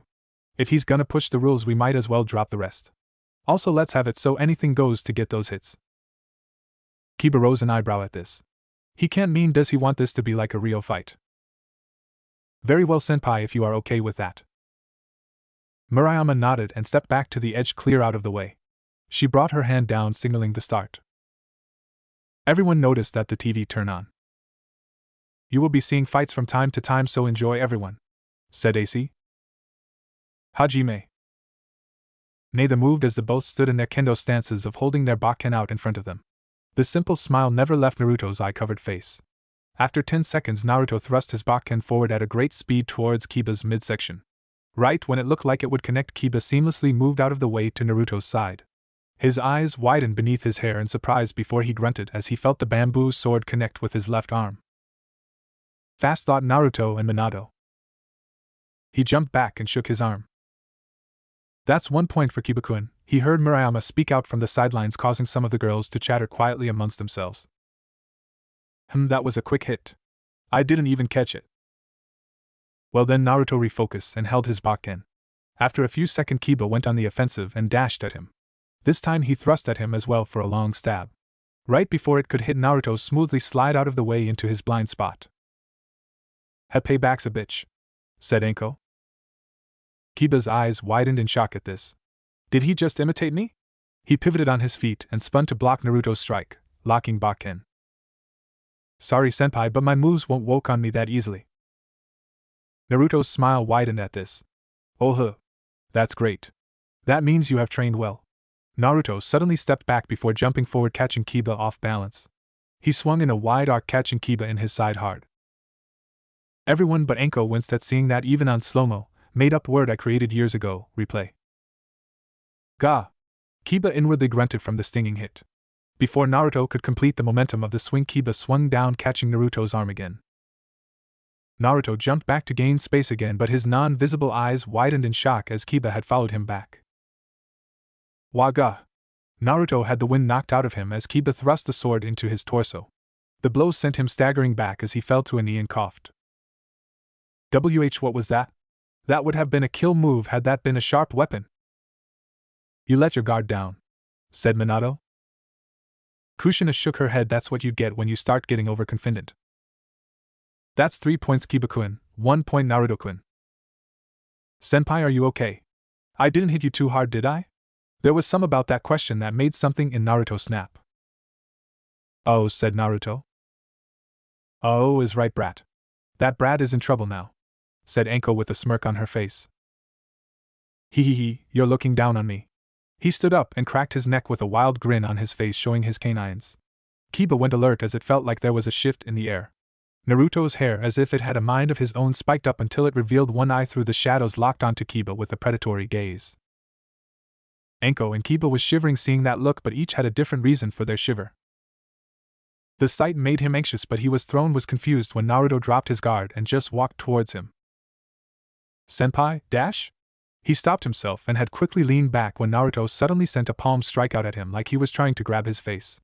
It had enough force in it for the younger blonde to feel the wind it created as it blew his hair up from just being near it. The second year jumped back to gain space. Naruto-senpai, what are you doing? He's trying to kick your ass. Stay on guard, you idiot, yelled Kushina. Naruto just swayed unconcerned. We can do whatever we want to score a hit, remember? That includes the use of our bodies. As soon as he finished, Naruto dashed forward. Kiba prepared to make a wide slash but stumbled when Naruto was in striking range he ducked. What? Kiba was only able to glance down at the crouched Naruto. As soon as he saw his face, Kiba flinched as he saw Naruto's eye glow through the shadows. His sense told him that Naruto was about to rise up and so continued his wide slash only to hit nothing. His eyes widened at the shock of the complete miss. Oh dear, I think Naruto went berserk, said Mikoto with her hand covering her mouth. Sakura and Hinata shivered knowing how Naruto in their dimension was like when he entered that state. What? Snap, he grimaced as he felt a bakken hit under his outstretched arm, making him drop the sword before he coughed out as he felt a foot impact on his stomach, kicking him away. Naruto had twisted into a one-handed handstand to kick him after he had been unarmed in a custom monkey flip. Brutal, said Nagato. Naruto stood back up with an excited look. That's 3 points Kiba-kun, 3 points Naruto-kun, announced Murayama as the girl's chatter became more animated. Naruto tossed Kiba the bakken he had dropped, who caught it easily. Naruto ran at him again and threw his sword straight at Kiba like a javelin, which caught him off guard at that distance and hit his shoulder with a grunt. Just that fast, Naruto grabbed it out of the air and swung in reverse to get a rising strike at his chest, which the second year was able to block barely. Naruto kept his swings up with a wild pace that Kiba was able to keep up with. Each time he was blocked, Naruto got more and more into hit. He's insane, yelled Kiba. How is he doing that? Asked Choji. This is too much of a pain, signed Shikamaru. Said Sasuke and Shino. Anko could not help in keeping the smile on her face from growing wider and having a blush on face. Ha! It's been a while since I've been able to cut loose. Come on, Kiba-chan. Move faster. Hit me harder. He felt his bakken start to take damage as the hits progressively became harder, making his hands numb. He was sure it would be gaining cracks soon. He tried to get in hits in between the blocks, but it was like Naruto was moving faster than before and reading his movements. Whenever Kiba would slash or thrust his bakken at Naruto, he would spin out of the way or lean at risky angles to avoid the attacks without needing to block or put too much distance between them. All the while through the entire assault, Naruto spoke out eccentrically. By now, Anko was starting to feel damp in her lower region and doing everything she can to stay in control. Come on, Prince. Defeating you will help me become the king of the school, but I will become a monster if I have to, and do it with a sadistic smile. All the while Kiba was trying to keep his nerves down. What's gotten into him? This way of fighting isn't normal. This is more like Anko's/Orochimaru's way of fighting, thought Kurenai and Tsunade. Kiba, deciding to take a page from Naruto's book, moved back suddenly while they were locked, causing Naruto to lose his footing. Kiba acted on the opportunity of his misplaced footing and swung at his outplaced leg, causing him to trip and fall. Right when Kiba was about to pursue our falling protagonist with a downward slash, he heard him say, "Bad move." "Get out of there!" yelled Kiba and Naruto. Everyone's eyes widened when Naruto twisted in the air, catching himself into a handstand with one arm again, and caught the enemy Bakken between his feet. Kiba this time couldn't help but say it verbally. What? Holy! Said Minato with wide eyes. Shit! Said Fugaku with a rare shocked expression on his face. Oh my, said Anko with a full-blown blush on her face, and her panties are now completely soaked from being turned on. Kaha, yes. That's the spirit. Naruto pivoted on his hand so that he threw Kiba's arms off balance with his feet in a way that resembled the air flares of break dancers. He gritted his teeth as he felt Naruto's Bakken spin into his thigh hard, who had gone down into doing windmills on the ground. Kiba brought his sword down on Naruto but missed as he popped off the ground out of the way. Kiba continued with a forward thrust at Naruto's facing back, but our blonde quickly spun around to knock the blade away. Comment: his movement leave him open but at the same capable to counter any attack from his opponent. He kind of reminds of B's sword style a little bit, said the Eight Tails. That's 4 points Kiba-kun and 6 points Naruto-kun. Mariah was shocked at the acrobatic display she just saw from Naruto. Naruto swung the Bakken around in his hand casually as he smiled at Kiba through the wild look never left his one showing slitted eye. His lust for battle is still showing. In other words, he is not done playing with him yet, said Anko seductively. Don't you mean fighting? Questioned a nervous Kiba. No, I meant playing kukuku, laughed Anko. All the man had to jump 10 feet away from Anko after hearing her laugh. I told you she was crazy, whispered Naruto so that the crazy snake lady did not hear her. Well, Kiba Kohai, it's been fun, but it's time for me to end this. Naruto dashed straight at Kiba, but he timed his counter perfectly, and his slash hit right at the side of Naruto's arm. Naruto spun with the blow despite how solid it was and got into Kiba's personal space. The next second, Kiba's eyes bulged out as he had the wind knocked out of him heavily as Naruto brought his Bakken in with a hard blow diagonally at Kiba's midsection. Before he could recover, he heard Naruto speak into his ear from behind. Sometimes you have to take an attack to return a much greater one. Kiba clenched his stomach in pain but still swung widely behind him with his sword-wielding arm at where he felt Naruto was, only to end up hitting air. Heard Naruto behind him again. Good match. I'll take my win now. Kiba swung back around only to hit nothing again.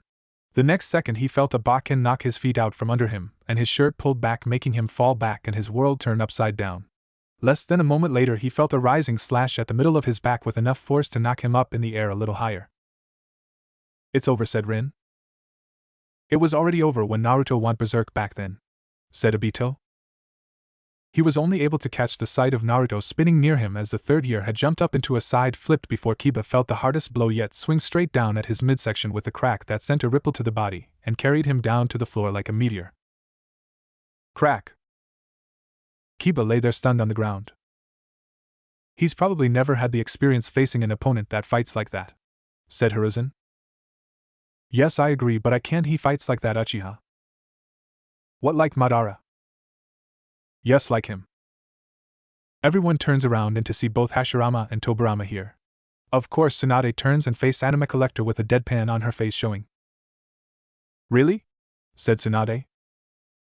All Anime Collector did was shrug his shoulders and had a mysterious smile on his face, saying he is not done with the surprises. Don't worry, they already know what is going on. Anko, if you please, continue reading, said AC. TTH, that's 5 points Kiba-kun Aya and 10 P points Naruto-kun. The match goes to Naruto-kun. Naruto stood up straight again and calmed down as his hair went back to normal and covered his eyes. After a few moments of silence, the clubroom erupted into applause and excitement from the girls. Naruto just chuckled to before noticing his hand felt kind of light and looked down. He paled when he saw that the Bakken was broken off at the hilt and that its pieces were scattered on the ground. Kiba-san, are you alright? He ran over to him and helped him get up. He looked shaken but surprisingly okay relatively. Sorry, I got a little too into it.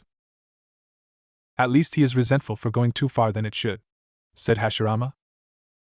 20 minutes later. Naruto could be seen walking out of the clubroom and heading off the school grounds. As he was near the gate, he suddenly turned around and waved over at a window before continuing on his way. Up in the window, a redhead girl watched with an intrigued look on her face. It was Rias Gremory, Naruto, and the twins' classmate. I see, this is most troubling for Naruto, said Tobirama. What makes you say that? Questioned Hashirama. She could be like Mito, said Tobirama. Hey, she wasn't that bad, said Hashirama. Tobirama gave his brother a look, causing Hashirama to be depressed, knowing that he was right about Mito, and causing Hiruzen to chuckle at one of his sensei's misfortune. The twins' brother certainly is something else, isn't he, Akino-chan? Her friend who stood off to the side nodded with a small smile on her face. Era has Butcher become interested in a boy? If it's Naruto-kun, then you might have to get in line. Who wouldn't be interested? He beat my knight in his own specialty. Granted, Kiba held back in his physical abilities, but I'm still pretty sure Naruto outclassed him in skill alone. Minato could say that he was impressed with the kid and Naruto, which causes him to wonder how powerful and skilled they were if they did not held back. Naruto walked through a park on his way home while enjoying the peace. He looked to the side over towards the fountain and saw two people together. He recognized the boy as the brown-haired one he talked to earlier. Whom is that, Issei? And he's talking to a girl? He noted that for later and continued on his way. Jiraiya finally regained conscience, knowing he missed out on a lot, but Anime Collector will fill him, and Anko was currently fanning herself to cool down from being turned on hard. Okay, who wants to read next? Asked Anko. Before any could take the opportunity, a bright light covers the area. Yendi. Few finally finished, and it took me nearly 5 to 6 hours to do since I started. Surprised that I would bring 2 more guests in before the chapter ends. What about 1 or more mystery guests in the story? He and or she are from the NC universe, and you'll have to wait until next chapter to find out whom. Okay, I did state what I stated earlier, that we'll post up the first chapter on the Red Devil's Dragon Reaper, so here it is. Hi everybody. Hi Anime Collector. Yeah, I know it has been a while, but I got the inspiration to try again with a new story. This will be a Bleach and Highschool DxD crossover story. I know the last 2 stories had received negative feedback, but I am not a spelling and grammar English whiz. I am just a normal guy who graduated in high school in 2010 and served in the military for 3 years. I never regretted my decision either. Now I should be able to do this better since I have a beta reader to help me. This reminds me, I like to thank Choice083 for being my beta reader and contributing in making this story with less faults in the story. I like to put in that my story will not be put out and updating a chapter every week. The earliest of chapters will be 1 month or the latest every 3 months. I am not lazy. Most of the time. I like give out a few pointers in the regard of the story. Ichigo will not be a devil, angel, or fallen. He is still a soul reaper with his hollow and Quincy power, and a sacred gear included. Issei will be in this story but will be gender-bended. Ichigo will have the sacred gear that is not part of the series. It will be a surprise for you guys. Ichigo will be an OP if not godlike character, but he will not be involved in every fight, some but not all. This will be an Ikigatsurum pairing including gender-bended characters, males being female instead. That is all that I will say for pointers. Well, anyways, I might as well get started. Oh, one more thing. Clears throat. Disclaimer: I do not own Bleach or Highschool DxD except for the purchase of merchandise. Talk the hell. Think, what did I have myself get into now? Demon/Soul Slayer/Hollow/Dragon talk strange. Demon/Soul Slayer/Hollow/Dragon, think this just got interesting. Break. Ichigo Kurosaki.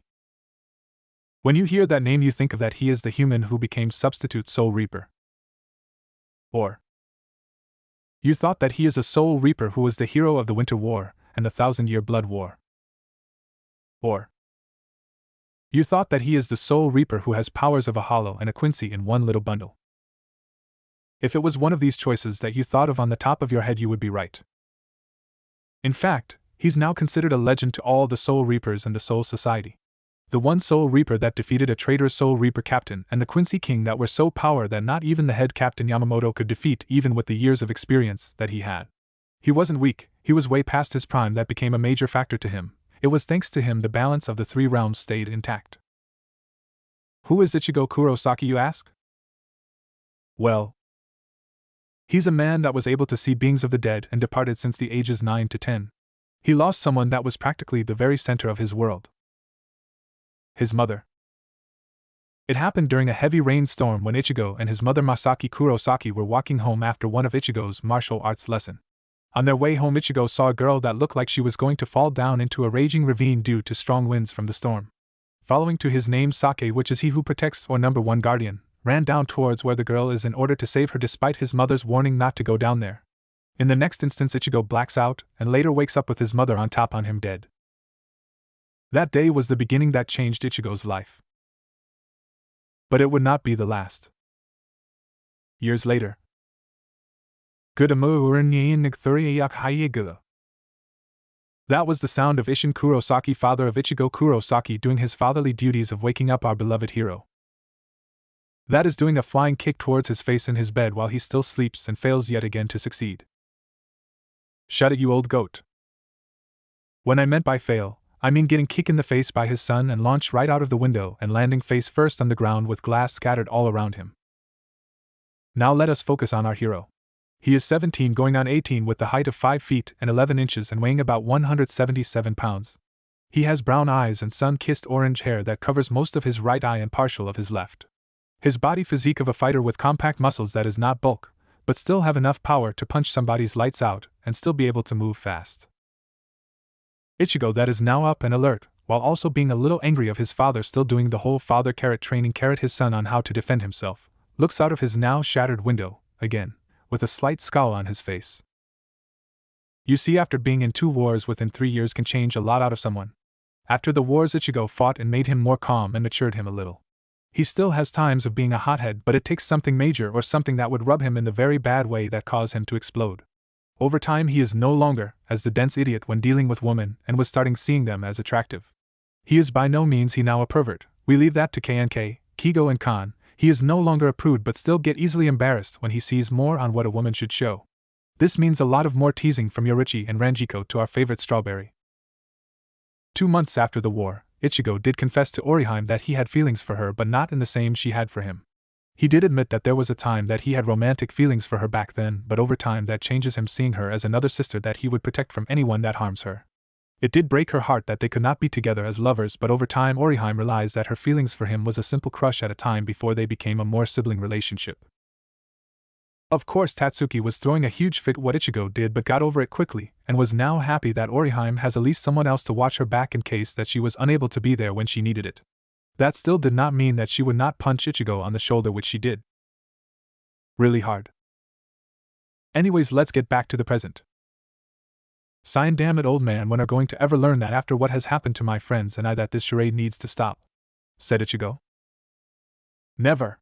You'll never know when you will get attacked at any time if you leave guard down. So I'll keep on doing this until the day I die, yelled Isshin. Well, here's to hoping that day will come one day, said Ichigo while putting hands in a prayer. Ichigo, how can you say that to your own father? Bawled Isshin. Whatever, I'll see you downstairs for breakfast, said Ichigo, finally changing into today's clothes and heading downstairs to get his morning meal for the day. Saturday. Yawn. Shio yawned as rose out of bed as the first rays of sunlight came in through the curtains of her room. As the sheets fell off of her, you could see her sleepwear.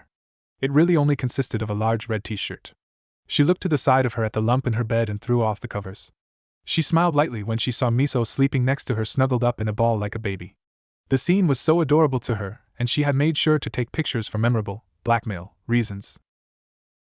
The TV turns on showing Miso currently sleeping, causing Kushina to gush at the adorableness of Miso sleeping. While Naruto was currently taking pics following Shio and blackmail, pranking, on Miso for later. Miso is currently blushing in embarrassment, wishing she wasn't here right now. Miso had a more modest choice of sleepwear compared to Miso basically being half-dressed. Hers consisted of a violet buttoned-up pajama top and bottoms. Though she looked more innocent than her older twin, the fact that her top had a few buttons undone to expose a little of her chest would probably make some random person question her intentions. Not bad, I say, a nice low D size, said Jiraiya, who was currently spotting a perverted smile on his face.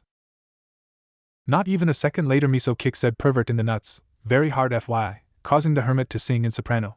This caused the males to cross their legs, the females spotting sadistic smiles on their faces, and Naruto, Enko, the tailed beast, and anime collector laughing their asses off. Ow, my balls, said Jiraiya before he fainted from the pain. Please continue reading before any more distractions happen, said Tobirama. Understandable, since they were both probably the third most endowed girls at the academy. She was also used to sleeping with her sister for years. Sure, Miso had her own room, but they still slept together often, a habit from their childhood. Both of them with their hair undone had it go down to the small of their backs. What the hell do you girls eat to get a figure like that? Asked a jealous Sakura due to the fact that no matter what she did she could not get her little girls to grow.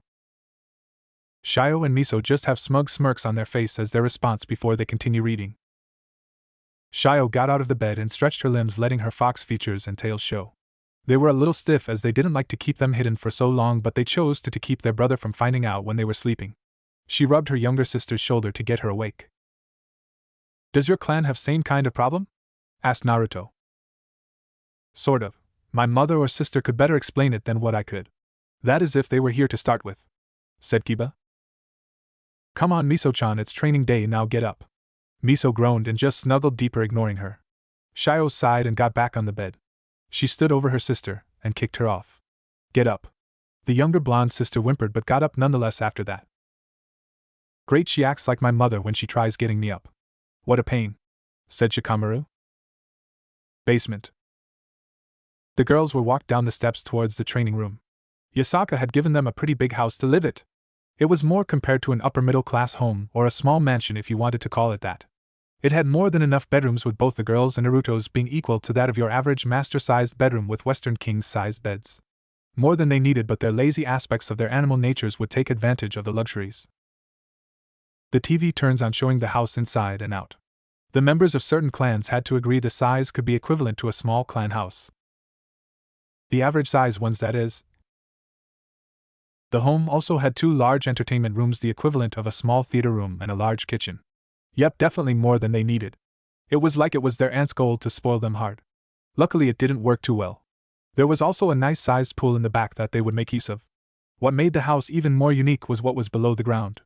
Down in the basement was a custom training room with all the equipment they could need to keep their strength up or spar if they wanted to.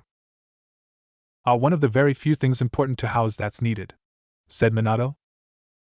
The clan members nodded there in that assessment, while Anime Collector deadpans at Minato's response. Minato notices Anime Collector's expression awkwardly. What? Asked Minato. Nothing at all. Miso, Shio, continue reading please, said AC. Now we are going to warm up and then do our regular sparring matches like usual dash. As they opened the door to the room they froze as there was someone already there.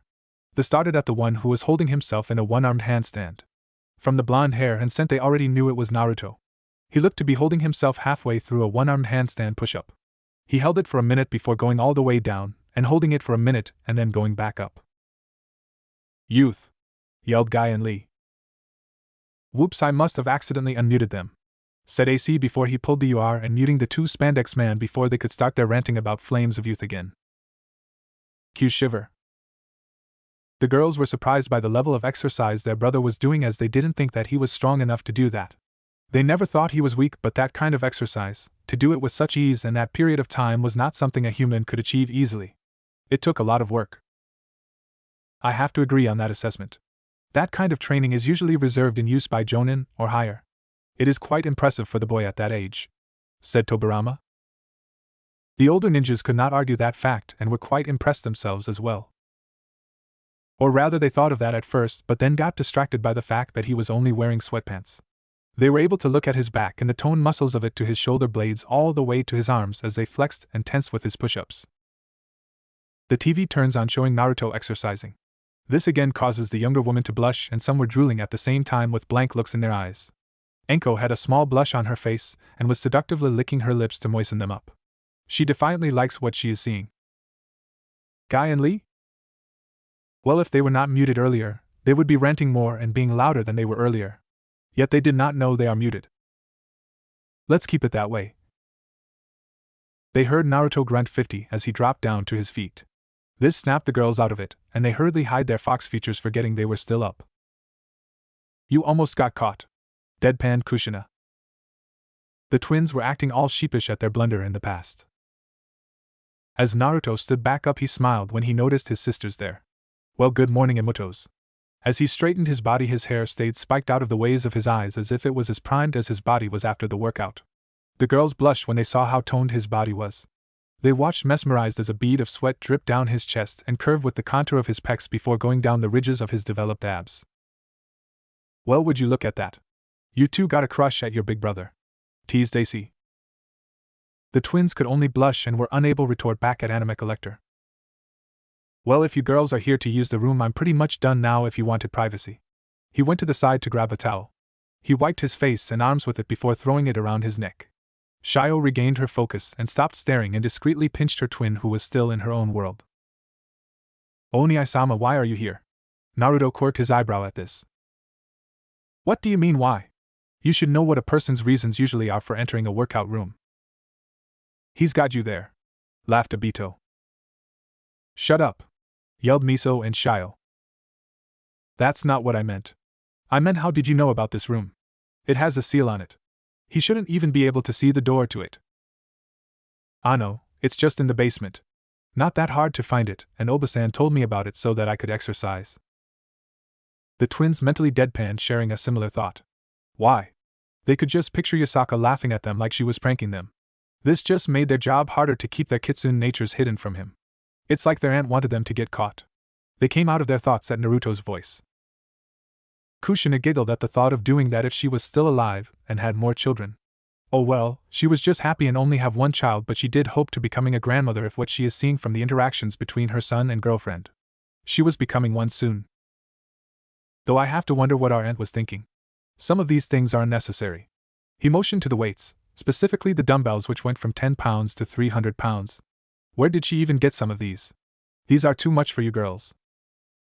I would say that's sexist, but even I would agree that some of those weights is too much for us women, said Kurenai.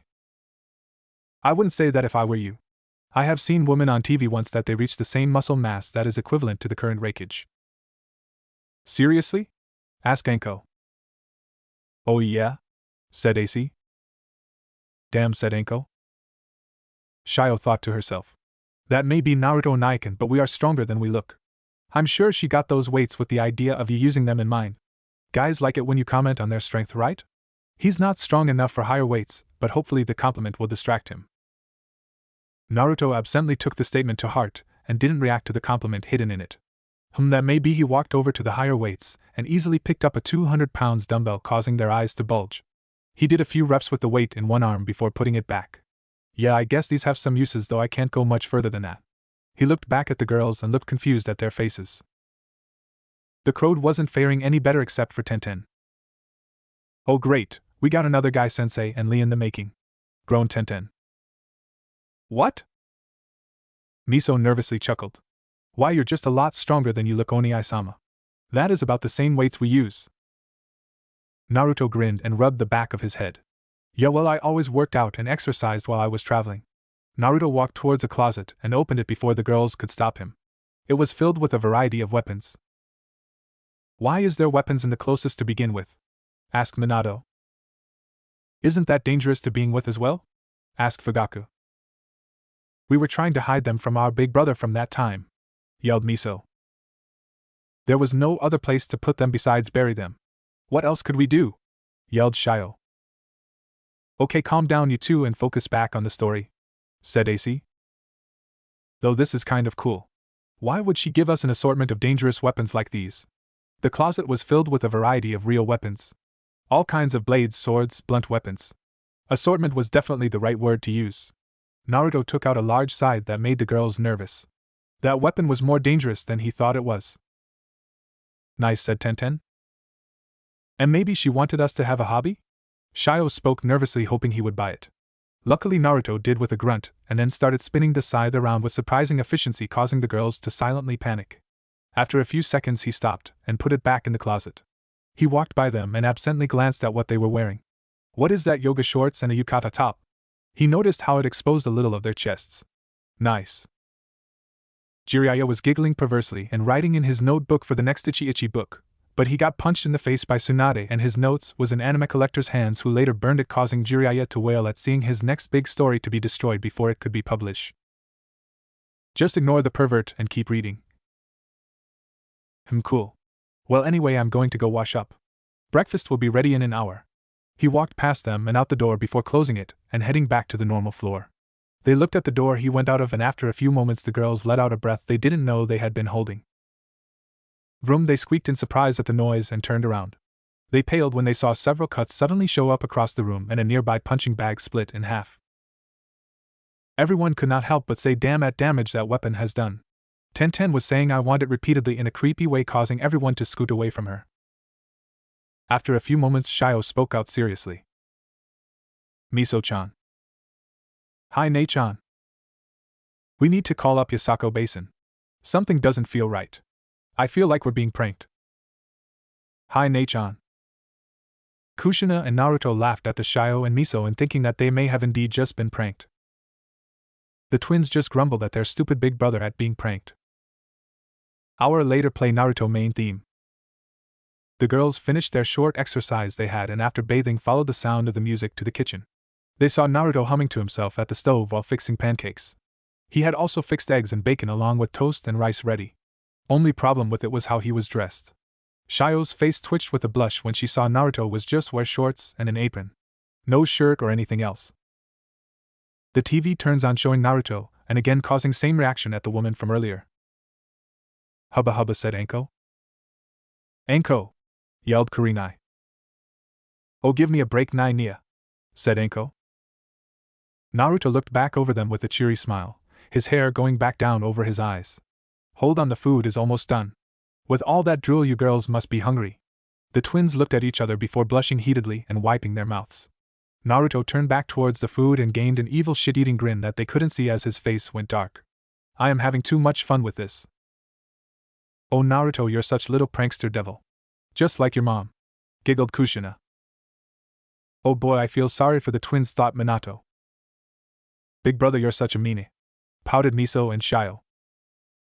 Naruto fixed their plates and sat it on the table for them to eat. Naruto took his apron off and having nothing better to do just sat on the counter and watched them. The girls bashfully ate their food, too embarrassed at the moment to look up at him. Shio was stuck in her own thoughts. Why is he getting to us so easily? He's just our older brother. Sure, he's grown up well, looks like a man, and can break rocks with his chest. No. Bad thoughts, bad thoughts, bad thoughts. I should have no problems being able to look at the half-naked body of my sibling. And of course Miso was having similar thoughts as her twin. Oni-sama looks delicious. I mean, he tastes delicious. I mean, the food tastes delicious. That's what I meant, damn it. Stupid hormones, thought the rookie 12, knowing what they had go through growing up. Naruto just smirked lightly to himself as he noticed the girls slow down their eating and saw their cheeks redden. He wasn't sure why that was, but it still amused him. I can't tell if he's dense or just messing with them, said Choji. Knowing him, I say it's both, said Sasuke. I agree, said Shikamaru. Me too, said Kiba. Same here, said Niji. Ditto, said Tenten, Ino, and Sakura. It's logical, said Shino. Oh, fuck you guys, said Naruto sarcastically. Do you girls not like the food? The twins shot out of their thoughts, almost choking on their food, and stuttered out at the same time. And no, it's good eep. They lost their voices at the end, which they mentally cursed at. Reason being, as soon as they lifted their heads, Naruto was cracking his fingers. Now this wasn't a problem, it was the fact that with each crack he flexed his pecs at the same time to match it, catching them off guard as they stared longer than they should have before forcing their heads back down to look at their food. Comment, now that is just evil. I love it, laughed Kurama. Yeah, keep on laughing, old man, said Miso. Comment, hey, I'm not old, yelled Kurama. Everyone, including Anime Collector, was giving Kurama the look. Comment, okay, I'm old, but at least this old fox can still kick all your guys' ass, yelled Kurama. No one bothered to challenge him, causes it's true, even some who has the power to tame Kurama know that without their power that they have, they would have died facing him. When Miso finally finished eating, she flinched when she felt someone grab her. Her entire body went red when her face was in Naruto's chest, fully able to feel the heat off his skin. Tata dash. She stuttered hard, unable to form a coherent sentence. Oh great, she's acting like Hinata, said Ino. You would be acting like that too if it happened to you, said AC. Ino looked away so no one could see her blush. Naruto swung her from side to side in a hug, as she got dizzy. Ah, you're so cute when you're shy. I could just eat you up. Naruto stopped shaking her as his hair spiked enough to show one eye and whispered into her ear in a sly tone. You know, with how you've grown, I wouldn't mind not being your brother for a night, Mikoi. What? Yelled Naruto. Oh no, here we go again, groaned Kushina. Troublesome, said Shikaku and Shikamaru. Teach me, master, said Jiraiya while bowing in front of the book, scaring the twins. Shut up, pervy sage, yelled Naruto. This time it was Anime Collector who kicked Jiraiya in the nuts for being a super pervert again and scaring the twins. Not again, wailed Jiraiya. Please continue reading, you two, said AC. He dash. Miso let out a high squeak before she passed out overwhelmed, her eyes looking like swirls and her face flushed. Naruto chuckled maliciously to himself as he let her down. I knew it, Kakuku. He looked at the seat next to her, and seeing that Shio was gone. She left her younger twin here and ran away? His grin got even wider. You can hide all you want, Shio, but I will find you, he shouted with his voice echoing throughout the house. For the next while screams could be heard. Okay, now you're scaring me, Naruto, said Kiba. To tell you the truth, Kiba, I'm scared of myself also, said Naruto. Outside the house. People outside the home looked at the house as they walked by in curiosity at hearing all the noise. They could hear thumping noises and the sound of dishes breaking. Naruto, leave me alone. Ha, come on, I just want a hug. You're lying. Era, you don't trust me? Fine, then put some clothes on first, damn it. It went silent in the house as people watched on confused until they heard a feminine scream again. Oh God, why do you have a sponge? After that, all most of what was said for a while was just screams and Naruto's laughter that bordered on insanity. Everyone was quiet just now until Shikamaru was the one to break the silence. What the hell did you just do? Asked Shikamaru. I don't know. Shio, what was that back there? Asked Naruto. I don't want to talk about it, said Shio with a shiver running down her spine. Said action was repeated by everyone else. People outside talked with themselves on the matter. Should we call the cops? Mommy, what's in that house? It sounds like fun. Just ignore it and keep walking, sweetie. End theme. Let's not talk about this ever again. If everyone agrees, say aye, said AC. I said everyone else. Next Friday. Shio-chan. Miso-chan. I'm going out again. Assuming they heard him, he left out the door into the night. He had been doing this fairly often on the whims of his instinct since he came back to Japan the past few weeks to just roam the town at night, whether just running around or going with a purpose. He liked the open air and loved seeing what was going on. He also found looking at the night sky and moon relaxing. He was never gone for much longer than an hour, so it's not like his sisters got too worried. His night gear was all black pants, shirt, and hoodie. Not a good color to wear too much of at night for multiple reasons, but he liked it. He walked down the streets with his hood up, going by groups of people relatively unnoticed. There were people standing outside their homes, walking to place to eat, or even just out to socialize. He walked by the small streets and through alleys at a sedated pace until he made it to a public park. He sat down in a bench for a while and watched the sun set the rest of the way, enjoying the peace. He smiled at how nice it felt. Now that would be nice, said Shikamaru with a small smile on his face. Why do I feel like this is just a calm before a storm kind of situation? Now the moment is ruined, said Shikamaru. He noticed a stray dog go by and whistled to it to make it come over. The dog looked rough but became instantly friendly towards Naruto and came to him obediently. Naruto pet it and rubbed its head for a while as its tail wagged back and forth, happy to get a rare dose of attention. This can't be that obvious, can it? Thought Kiba. After a while the dog laid on the bench next to Naruto, enjoying the company, and they both sat there in peace. After a few minutes the dog lifted its head up and growled in the direction of the fountain, gaining Naruto's attention. He looked over in that direction and saw two people standing next to the fountain. He got surprised when he recognized them. Is that Issei? And he's with that girl again? What's that girl doing being with that pervert? Asked Kushina. Minato narrowed his eyes, sensing something bad was going to happen. His instincts haven't proved him wrong yet. They were a bit away out of earshot as he went over to them just to be nosy. As he got close, something told him to walk a little faster as he watched them. And a little more faster. And then running. Then when he saw black wings come out of the girl's back, he was full on sprinting faster than he should have been able to run. What the hell? This is what you mentioned earlier, right? Asked Minato. The only response he got was a nod from Anime Collector. At the fountain. An attractive girl with long black hair and violet eyes stood in front of Issei at the fountain. In honor of our first date, there is something I would like for you to do for me to commemorate this special moment. Issei blushed at the possible implications of that wish. Sure, you can ask me for anything at all. She gave him a cheery smile as black wings came out of her back. Could you please die for me? Issei nervously took a step back, not sure what to make of it. I said, could you please die? The girl's clothes changed into a bunch of straps as her outfit, holding her breasts and forming a thong as it wrapped around her body. Show it to me, yelled Jiraiya. The TV turns, showing the woman with wings causing the hermit flying backwards and gets hit by a Pico in mid-swing from Anime Collector, causing him to fly out so far in the field. Home run, yelled AC. What's going on, Yuma? I have to admit I had some fun today despite how naive and perverted you are. It could have been much worse, but even so it's time to die. She formed a magenta spear of light and threw it right at Issei, who was too frozen in fear to run away. Right when he was about to be impaled, he felt a force tackle him from the side and into the ground. He grunted out as he looked around. Looking up, he saw a figure in all black clothing crouched over him, but noticed the blonde hair even in the falling light of nighttime. The hero always comes at the last second, yelled Naruto and Obito. Some of the group laughed at the two from their antics, while the rest just shakes their head in amusement.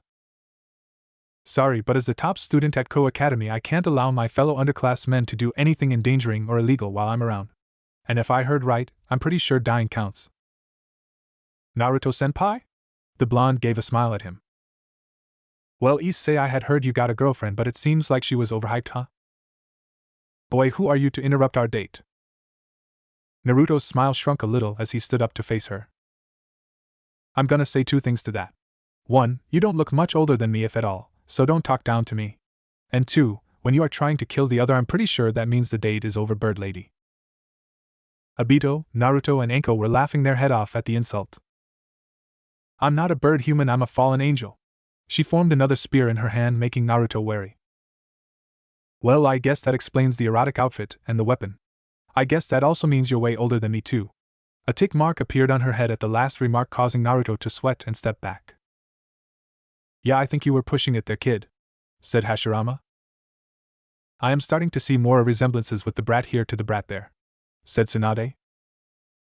Issei, you should run while you can. The brown-haired teen was about to do just that before he saw Naruto's back. Wait, Naruto-senpai, your back is bleeding. Yes, that spear from earlier nicked me. Don't worry about it, just go. Biba dash. Can't you see he's trying to save your life, you moron? Said Sasuke. They were cut off by the fallen's voice. It's a great idea, but I'm afraid I can't let you leave, Issei-kun. Maybe your cute blonde friend, if I feel like it, I'll let him live after I've had some fun with him, but you still need to die. And my real name is Rainer, not Yuma. No thanks, crazy bird lady, said Naruto. Naruto just offhandedly pointed back at her. All that you just said? I'm not sure how I feel about that. But I can't let you kill him. The fallen angel just gave a malicious smile at them. Such a shame. If you want to protect him so bad, I guess you will have to die trying. She chucked a spear at Issei's chest, but Naruto pulled him out of Hiwei by his shirt before it could get him. As if finally taking the situation seriously, his hair spiked up so had both his slitted eyes could glare at Issei. Move! That did the trick as Issei scrambled to run away from the area without argument. That almost got me going, said Kiba. Nice try. That instant Naruto's eyes widened. As soon as he turned around to face her, he saw a spear heading straight for his face, and leaned back out of the way to avoid it. It was only right when he did he realize his mistake. Shink, pupils dilated as he saw Issei impaled through the back with the spear. The boy was only able to grunt out in pain before he fell over dead. Ha ha ha ha ha, you suck at protecting, little boy. Tell you what, to make it up to you for impaling your little friend, how about I let you impale me? She formed another spear of light and licked it erotically. Everyone, including Anko, could not help be disgusted and angry at this fallen angel. I will impale your face on a lamppost. Naruto almost snarled out as his face twitched in anger. Rainer blinked at this. Well, that's not very nice. Naruto whipped out 2 kitchen knives and ran at her at a fast speed as he roared. She blocked them with her spear, showing some surprise. Why the hell is a kid walking around at night with knives? A Cheshire cat-like grin grew on her face, showing off her sharp canines when she got a close look at his face. I have a bad feeling about this, said Naruto. You're not the only one, said Minato. Wait a minute, blonde hair, sexy face, cute whisker marks, and the boy said Naruto? You're that Uzumaki character that Azazel-sama said to watch out for, but I don't see what's so dangerous about you. Naruto's face went blank for a second before smiling. She gasped in surprise when she suddenly felt a knee in her gut making her drop her guard. She tried to jump away as Naruto used the opportunity to slice with his knives rapidly, leaving multiple cuts bleeding on her. That's a rookie mistake right there, said Tobirama. Indeed it is, brother, said Hashirama. She now grew angered at the situation. How dare you, filthy mortal, draw my blood? To think a thing happened is such a disgrace. She flew at him with rage and swung her spear, making Naruto shocked when it cut cleanly through his knives, leaving hot metal. She swung it wildly as he chased him through the park, making him trip and stumble over various obstacles in his path. It was only thanks to his agility and reflexes that he was able to keep dodging despite this. It had gone on for a good 5 minutes, and Naruto's clothes and skin had cuts on it where the spear had gotten too close. Kushina was starting to shake, remembering what happened in the first chapter. Minato was doing everything he can to keep his wife calm, and it was working a little bit, but that will soon change. Right when they were back at the fountain, Naruto took a gamble and suddenly jumped towards her, kick her hard in her stomach, making her stumble back before she grew even angrier. She flew up and formed another spear of magenta light. I'm tired of this game. She hurled the spear like a javelin right down at him, which he was easily able to dodge. However, he cursed as right when it hit the ground before his feet it exploded, sending him flying. With his skill he was able to right himself in the air and land on his feet, however as soon as he did, shink, he coughed up blood as the spear ran all the way through his chest, making him fall against a tree that was behind him. No! Yelled Kushina. Okay, everyone take a 30-minute break to calm the fuck down. For fuck's sake, some of you guys are getting way too into this, said AC. Everyone agreed to take a break. Naruto was spending time with his parents. Sasuke and Ino were doing the same thing. The rest of the Rookie 12 and their senseis were hanging. The Kages besides Minato were grouped together talking about the past and hopes for the future. For Anime Collector. Well, he's hanging out with Anko, drinking a glass of rum and coke with barbecue and honey chicken wings, while Anko was having dango and sake. 30 minutes passed by and now everyone is back together getting comfortable, and now we continue with the story. At home. Shio was watching on the couch with Miso, basically having a lazy Friday doing nothing. All of a sudden their fox ears shot up and they went alert. Something's not right. Miso, where is Naruto? The younger twin, looking just as serious as her sister, responded swiftly. He said he was going out again. He's been gone for over almost 2 hours now. Shio got off the couch and headed towards the door to the outside. Miso, come on, we are going to find Oni-sama. I have a bad feeling. Back in the park. Naruto's body laid against the tree as his life fluid spilled out along the trunk and ground. Rainer smirked at his situation, enjoying his fate as she stood in front of him. Bitch! Growled Kushina. Calm down, Kushina. Miso, Shio, continue reading, commanded AC. I have to admit you put up a good fight for a dirty human, but in the end it was pointless. If you had stayed out of others' business and worried about yourself, you would have probably lived a little longer. She turned to walk off and leave him, but after a few steps something told her to look back. CRNNCH. She blinked as Naruto was suddenly in midair in front of her with his arms loosely crossed. He had broken her arm, twisting it around at the bone itself. This shocked everyone. What the fuck just happened? HAA-ARG. She screamed out in pain as her blood out from the torn skin on the twisted limb. Her face turned to a look of outrage as she made a clutching motion at Naruto and pulled out the spear lodged in his chest with an invisible force. Why don't you learn to stay down, you fucking worm? Even more of Naruto's blood splashed out of the now open wound as he stood there unresponsive, his body swaying with his arms twitching. His face was unreadable as it was shadowed by his matted hair as blood dribbled down his chin. Something about him was starting to make her nervous. Get ready for the hurt, said AC. It's time you learned to stay dead. She pulled her arm back to throw the spear back at his head. Right when the weapon was about to leave her hand, she froze. At that exact moment, the blonde's hair spiked up till one eye glowed white ominously through the shadows, staring right at her. She felt a presence she was not familiar with, and it unnerved. This feeling. It's not pure human or even devil. It even feels like her eyes shook with fear at the end. What are you? She flinched when Naruto fell over headfirst into the ground. Taking that as her cue, she recovered her nerves and flew off as fast as she could. Naruto was left there to bleed out on the cool ground of the park. Whatever she saw must have scared her. But what was it that she saw? Asked Hiruzen. I think we are going to find out shortly, sensei, said Tsunade. After a few minutes a choked cough could be heard and Naruto turned over on his back. Cough, cough, well I fucked up again. He looked up at the moon in the night sky, forgetting the pain he was in. Again? You mean this happened to him before? Yelled Kushina. Yes, it has happened before. It will be mentioned in the later chapters, said AC. Sigh, I'm pretty sure this has happened before. Oh well, I don't plan on dying here.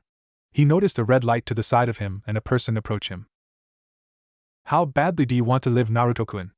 Naruto looked up and saw a familiar face that he had gotten used to recently. Oh, it's that redhead with the giant kazangas from my class. Rias? What the hell are you, Dash? How badly do you want to live, Naruto? She asked the question again more seriously. I can't die yet, and have no plans on doing so anytime soon. Good answer, Naruto-kun. She took out a red chest piece and brought it towards his chest. Wait, Rias, what are you doing? I think your sisters would hate me if I didn't try to save you. What do you mean, save me? I will heal on my own. So this me have a healing process like when I use Kurama's power? Asked Naruto. Yes, but his is all natural, said AC. Lucky, pouted Naruto. Don't worry, you will be able to take a lot more damage as a devil. Are you listening to me? I don't need you to save me. Be reborn as my servant and as a devil of the Gremory household. Hold on, servant? I hope you enjoy your new life as my pawn. God damn it, woman arg! Naruto screamed in pain as the chess piece entered his chest through the tears in his clothes with a flash of light. After the light died, blood exploded out of Naruto's mouth, and his body went lifeless. Rias, seeing this, grew very worried and checked for a pulse. What the fuck just happened? Asked Anko. I don't think anyone knows what just happened, said Jiraiya. What happened? He should have been revived. I can't feel his pulse or energy, or anything. Just at that moment Rias cursed her luck as the people she least wanted to see this jumped into view. It was none other than the Fox twins. Right at that arrival, Shio was able to take in the scene fully and froze up at what she saw. Miso, however, didn't read the situation as fast. Rias-chan, we're looking for Naruto Oniyasama. Have you seen him? Miso's voice died down towards the end when she finally noticed who Rias was over. Seeing Naruto's stiff form and Rias' hands covered in his blood, Miso went silent, making Shio alert. Yeah, she's fucked, said Anko. The next second. I'm gonna kill you, bitch. Miso's went feral as her eyes slitted. Her hair became wilder, her nails and canines lengthened, and tribal marking appeared over her skin. Her tail flared wildly as a dark magenta aura engulfed her body. Well, it was nice knowing you, Red, no matter how short it was, said Anko. Boom! The ground cracked and cratered in front of Rias. Her eyes widened in shock at the speed Miso moved. The only reason she was relatively unscathed was because Shio had somehow intercepted Miso and blocked her, having changed the same way as her sister but with a dark red aura. Rias' voice came out meekly as she spoke, Shio I. She was cowed by the dark look Shio shot down at her, which was emphasized by her current feral appearance. Shio held Miso back behind her as her feet dug deeply into the broken ground. You are so lucky I'm still faster than her, and the more rational one, so if I were you I would start talking about what happened Gremory before my hand slips. She better do it quickly, said Kushina. Or this is going to die, said Minato. Naruto was doing a quick prayer for Rice even though she is a devil. Rias spoke frantically due to the situation and her own worry. I don't know what happened. I tried to turn Naruto into a devil but dash. You what? Yeah, that was not the best thing to say to two pissed off sisters, said AC. He had gotten into a fight with a fallen angel. He had decided to stand up for another target of mine, which made him a target of the fallen angel. I stayed out of it because I was trying to keep my status of a devil a secret like you would have preferred. He put up a good fight, and even did some damage, but ultimately took a lethal blow in the end. Afterwards I tried to save him by restoring him as a devil, but something went wrong. I'm so sorry. She was almost crying by the end as she bowed her head. Everyone except for Anime Collector and the sage bowed their heads. The sage was thinking there was more to this, and Anime Collector knows what happens next. Miso's body lost its strength, and she fell to her knees shaking in fear. Shio stumbled back a few steps as she held her head. So why you mean to tell me that Oni-sama is the dash? Ba-bump. They went silent as they heard the beat. And then they heard another, and pretty soon it was with a rapid rhythm as they looked at Naruto's body. His skin rippled as veins bulged throughout his body. His muscles convulsed as the beat got faster.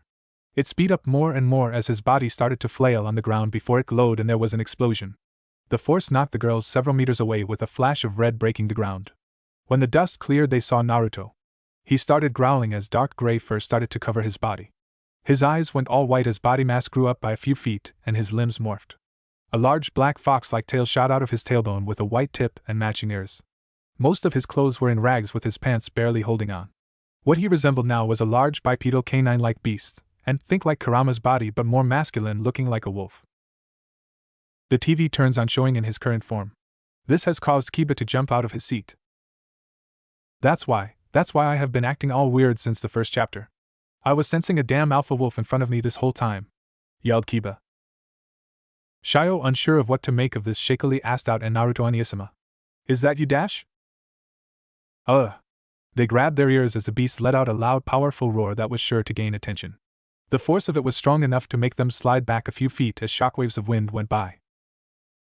Rias, what did you do? I already told you. I thought you said Naruto was human. We thought so too. She saw Naruto turn around and saw a large X on his back, causing her eyes to narrow. Is that a seal? She saw him start to run off. What? There is a seal on him, yelled Kushina. It seems like it, but what does it do? Asked Jiraiya. I can't tell what it is, said Minato. Don't let him leave the park. They then proceeded to chase after him, with Rias releasing her wings and taking off to the sky. Naruto was running on all fours heading to a gate when he suddenly stopped as a red and black ball of energy came down in front of him and exploded. The beast looked up and growled at the suspected redhead floating above. Sorry, Naruto-kun, but I can't allow you to leave just yet, she gasped when Naruto suddenly jumped up at her. That's high. She coughed out when she was headbutted in the gut and knocked away. He landed back on the ground ready to run off again when Miso and Shio suddenly appeared on both sides of him ready to block him off. Were you able to stop him? Asked Hashirama. No, said Miso. We were not able to beat him, said Shio. Miso looked nervous at the change that had happened to her brother and didn't want to hurt him. Oni-sama, please come to your senses. She flinched when Naruto suddenly got in front of her while her guard was down. She squeaked when the wild creature started sniffing her body and face like a dog. She blinked when he left a large wet lick along the side of her face, slicking her hair to one side before running off again. Ching Naruto's flea was halted as his torso was suddenly wrapped in a large chain wrapped around his torso. He looked and saw that it had grown out of Shio's hand. Miso, hurry up and help me restrain him. Hi. Miso ran up and shot a chain out of her hand as well, further binding him before he could run off, making him growl out. Rias flew in above him, forming a spell circle. Girls, hold him there, I'm going to put him to sleep. What? You can't kill him. I meant in the nap time way, not the euthanized way. Kiba started to look sheepish and everyone noticed. What? I was thinking the same thing when Rias said about putting him to sleep, said Kiba. A white ball shot out of Rias's hands and into Naruto's head and he stood there. After a few seconds, Shio quirked an eyebrow at this. Well? WAO. Naruto started forcing the chains apart from him with pure physical strength. Rias, why isn't he sleeping? Apparently he's been unconscious this whole time. Well, that's not good, said Hashirama. Indeed, but to be able to fight even you are passed out is nothing short to impressive, said Tobirama. Two black appendages shot out of the beast's lower back and Naruto shot high up into the air, escaping the chains. He went high up into the sky in front of the moon, and then out of nowhere was struck by lightning, and hurtled all the way back into the ground, crashing though it with a groan. Rias smiled. Great timing as always, Akino. Era, I didn't know you had a dog, Shio and Miso-chan.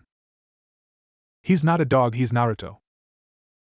Naruto howled again, and the ground blew up off him as he stood up again. Akino stared at the creature before looking back at Shio. That looks like a dog to me. A dog is still a dog even when it's standing up like a human, said Anko, nodding head. You do know that he is a wolf, not dog, right? Asked AC. Ria spoke up from the side. It's a long story. She looked at the new limbs on his back. Well, I guess those wings prove his new devil blood, but they look different. They don't look like they are meant for flying, but I guess they get the job done. But if the devil blood has taken root, then I should be able to control him, right? She didn't like using that aspect of the devil pieces, but she would make an exception right now. She pointed her hand out at Naruto, which glowed red, and Naruto's body gained a similar glow. Submit, Ria sparked out her order to Naruto for him to comply. His body shook and started to go down. Right when he was almost laying, the red light shattered and he grew angry. It seems like he is not the type to take orders from anyone, said Hiruzen. In our line of work, that is not a good thing, said Tsunade. What? Naruto growled, and a pitch-black aura started to engulf his arms and hands. Shio's eyes widened at this unknown development, feeling a large amount of danger from it. As Naruto threw a claw swipe, she shouted out, "Everyone get down!" WHSSH. The slice went above them and cut down numerous trees cleanly in half behind them, deforesting part of the park with one swoop. Holy, said Obito. Shit, said Anko. Those poor trees, said a depressed Hashirama. Tobirama just face-palmed Hashirama. Akino had a look of shock on her face just like everyone else and directed it at Shio. What the hell is going on? I don't know anymore. Naruto roared and went on all fours as he started to charge a black ball of some unknown energy above his mouth as it picked up wind, causing Shio's instincts to make her go pale. Two horns started to grow on his head, and the large black X on his back started to crack. Oh God. This feels like the time when the Nine Tails was going shoot of another dense ball of energy, said Hiruzen. I think that's enough of that. The twins were startled by the familiar voice. The beast Naruto yelped as he was suddenly picked up by the scruff of his neck and jabbed in the side of it, making his body go lax and his body going mostly back to normal a bit, keeping the animal tail and ears and a slightly more feral appearance as he fell asleep. He was hoisted over the shoulder of the newly arrived person, who chuckled. Kakuku, well, it looks like you three certainly got into quite the mess while I was gone, huh? Bright yellow fox ears twitched in the moonlight as the amused voice spoke out. The twins knew exactly who this was. This was their one who raised them. Yasaka, their Obasan. Well, that is the end of that chapter, said Shio. So who is going to read next? Asked Miso. If you don't mind, I like to read next, said Hashirama. Go ahead, said AC. With that, the twins gave Hashirama the book. Chapter 5, Past Due equals. Cough, cough. He walked endlessly through the everlasting darkness with no sense of purpose. It felt like he had been walking for hours, but for some reason he felt the need to keep going straight. After some time, he eventually came upon a giant black gate. It had a giant padlock attached to it by large chains wrapping around the bars of the gate. Naruto walked up to the cage in curiosity, looking closely at the cracks along the lock. This sound like my version of me had entered his mindscape, and the gate with chains and padlock must be some kind of seal, said Naruto. How do you know that it is? Asked Minato. I have experienced it many times already as it is, said Naruto. What is this? He saw two giant white eyes open up in the darkness that stared right at him. Next moment, the cage was broken and forced open as Naruto was knocked flying away. As he was hurtling through the sky, he was suddenly grabbed by a larger hand. Gah! He coughed up a glob of blood as he felt the hand squeeze down and break something. He was then dropped and fell a short ways to the ground. Oh, said Minato. That's not good, said Jiraiya. Bring himself up to his feet, he tried to walk again but found it increasingly difficult to do so. Looking down, he saw a black sludge grabbing at him, pulling him down. He tried to push on and escape, but its hold got stronger and stronger as it climbed up his legs and latched onto his waist. He struggled to get free as it climbed higher and higher until he heard large thumps of footsteps in front of him. Kurama narrowed his eyes, feeling that this was somewhat similar to the chakra tug of war between him and Naruto. As it slowly came into view, he could make out its vague features. It was some kind of giant creature with a vaguely humanoid build. It was all black with pointed hands and feet. Its face consisted of a large glowing sharp smile and glowing white eyes. The sight of it got Naruto's attention, causing him to stop struggling as the sludge had completely encased him up to his chest and was still rising. It made a low hum as it brought its head down to look at him critically. It sniffed him a few times as the sludge came up around his neck and the edges of his face. The TV turns on, showing the image of the creature, causing everyone to shiver at the sight of the creature. Why? It let loose an earth-shattering roar right on Naruto before moving back. As the sludge covered him completely, the monster brought its hands in from the slide to clap in on him, with a smash. Bam! Gasp, huh? Naruto opened his eyes and was startled by the sudden light. He felt weak and helpless as his body had taken the form of a wolf pup. He felt himself held and pressed into something soft and warm. The feeling was comforting and gave him a sense of security and peace. He nuzzled further into the warmth, enjoying the feeling. Jiraiya was giggling perversely and would have comment about it if was not Pico slammed by Tsunade. Naruto-chan, you must have had an interesting dream, didn't you? At the voice, he looked up to be greeted by the sight of an extremely beautiful red-headed woman smiling down at him as she held him in her chest. The smile was so warm it was placating. Don't worry, Naruto-chan, your Ka-chan will always be here for you, watching over you. Even in death, a mother's love still reaches out to her children, said AC. All Kushina could do was smile and cry happily. She held him in one arm and brought the other hand up to eye level as a pitch-black aura halfway covered her index and middle finger. In appearance it resembled a flame as well as a thick paint. You will no doubt have an interesting life filled with many hardships but with much joy as well. She began to move her fingers, swirling a spiral of the black aura in the air in front of him. Don't let yourself be at the mercy of others. Live your life how you wish to live it and make your future dreams come true. Don't let anyone tell you what you can and can't do. She touched Naruto's forehead, and the spiral traveled harmlessly into his skull as he slowly fell asleep. You can be whatever you want to be. Everyone had a smile on their face, even Tobirama, though it was small hearing the tender and loving moment. Of course, Kushina was affected the most, if you can tell by hugging her son to death. House. Naruto woke up and put a hand to his head with a groan. Yar. I hate when my dreams and memories decide to do a mashup. Why do I feel so sore? Slowly but surely he started to remember parts of what happened the previous night. I was out roaming last night, got into a fight with a bird lady and got stabbed through the chest. I must have snapped again to still be alive. He sighed as he laid silent for a few seconds thinking. Well, it seems Naruto here has no regards about his health, said Hashirama as sweat dropped forming on his head. Typical Naruto for ya, said AC. And I'm pretty sure I wasn't drunk. So going by how that chick looked and what she stabbed me with, I'd say it would be pretty accurate to say she was a fallen angel. I knew I should have read up more on them. Well, once again I'm still alive, so no point in worrying about it right now. Might as well get up. He hopped out of bed and yelped when he hit the ceiling. The hell? As he fell back down, he tried to right himself back up but was stopped when he felt two things emerge from his back and hold him in the air and stab into the wall. Everyone was laughing at that point while Naruto was pouting, causing Hinata to giggle at her boyfriend. He blinked and looked behind himself to see long black wing-like appendages. Seeing them, he deadpanned for a moment, then sighed. I guess it's just one of those days. He fell face first to the ground when the wings retreated into him again. He laid there thinking for a while. Naruto thinking, has the end of the world come? Laughed Kiba. That's too much of a pain to think about, said Shikamaru. Okay, Naruto. Don't freak out. There has to be a reason for this. Something else must have happened last night. Something, right? Rias was also there at the end. And she did something? Be reborn as my servant and as a devil of the Gremry household. Well, fuck that. Devil, eh? I feel so light. He walked towards the mirror, and his eyes widened. Whoa! The surprise was from the fact that the black spikes of hair he always had on top of his head had turned into canine-like ears, and behind him he had a long wolf-like tail waving about casually. His canines were sharper, and his whisker marks had gotten slightly darker.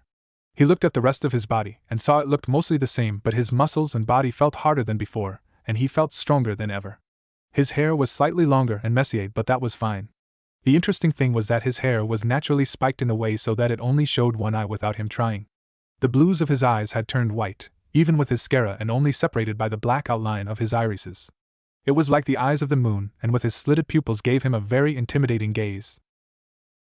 The TV turns on, showing the current look of Naruto. Some of them felt intimidated, some had blushes on their face, and Anko has gotten her panties wet again and cherry red blush on her face. Talk about a woman with no self-control. This is fucking badass. But I can't go out looking like this. Let's see if Obasan lesson were right. Then if I relax and shift my energy, I should be able to. His tail receded and his appearance turned back to normal. His hair also dropped to cover his eyes again. He lifted his hair up out of the way of his eyes and smirked when he saw they were blue again. Why did he change back? I like his new looks, whined Anko. Anko sighed Kurenai. Haha, that was easier than expected. He brought his hands together and flexed, and the wolf features showed again. He released and they receded again. Flex, release, flex, release, flex, release, flex, release, flex. As long as he was consciously trying to shift, that's all he needed to do to change. He got an excited grin on his face as he shifted faster and faster, enjoying this new change to his life. He didn't notice that black paint flames started emerging from his hands the fast he shifted until it exploded on him. Whoops, said Naruto. Nice going, dumbass, said Sasuke. Fuck you, asshole, yelled Naruto. Naruto. Sasuke. Both boys responded on the call but wished they didn't. When they did, they saw their mother's sweet smile on their face while their eyes are closed. You know what that means? We are the basest friends. Right, Naruto? Asked Sasuke nervously. I said Naruto nervously. I'd better continue reading before it's too late, thought Hashirama nervously, remembering the times it happened to him with his wife. Boom, he was knocked back onto the ground with a yelp as he landed on his tail. Naruto rubbed the soreness as he got up but paused as he looked at his hand. He stared at how it was consumed in blackness just like the other. He waved it back and forth in curiosity, and it started to form trails in the air. He played with it and started to draw things in the air. That piqued Naruto, Kushina, Minato, and Jiraiya's curiosity. What is this? It's like flaming magic ink. He brought his other hand up and rubbed them together as it started to feel sticky. He pulled them apart, and it formed tendrils of the slime in between the hands that stretched to connect both. Getting an idea, he stopped and went to his closet, the blackness on his hands disappearing on instinct. He came back with some drumsticks in hand. He grabbed one and held it up to eye level as he coated his other hand in the black aura again. He then grabbed the drumstick with his coated hand and smiled in satisfaction when the aura formed a shell around the wooden object and shaped into a black sharp object that was twice as long. He looked it over before throwing it at his mirror. Vrum! It stabbed right into the mirror, cracking it and embedding itself into the wall. Ha ha ha ha ha ha, sigh, why the hell did I just do that to my mirror? Why are you asking us? Thought everyone. Rias fidgeted in her seat as she felt animalistic eyes glaring at her. She glanced over at Miso, who had a hard scowl on her face as her. She was sitting over in an armchair as she glared at her with her slitted eyes shadowed. Shio was sitting to the side in a couch with her arms crossed and her eyes closed, thinking. The one who had gathered them there was sitting next to Shio in the couch. Yasaka took a sip of her tea and sighed. Whap it up! Miso clutched the back of her head in pain as Yasaka smacked it with one of her tails. Naruto gave his sympathies to Miso, knowing about being on the receiving ends of being installed manners into him from Tsunade multiple times. That's enough with the latent aggression, Miso-chan. While admirable, you made more than made your point hours ago, and your nails are starting to dig into the chair. Miso grumbled but otherwise obeyed. Now about what you did to my nephew. I personally have no problems with your actions. Rias was surprised by how easily the Kitsune said that.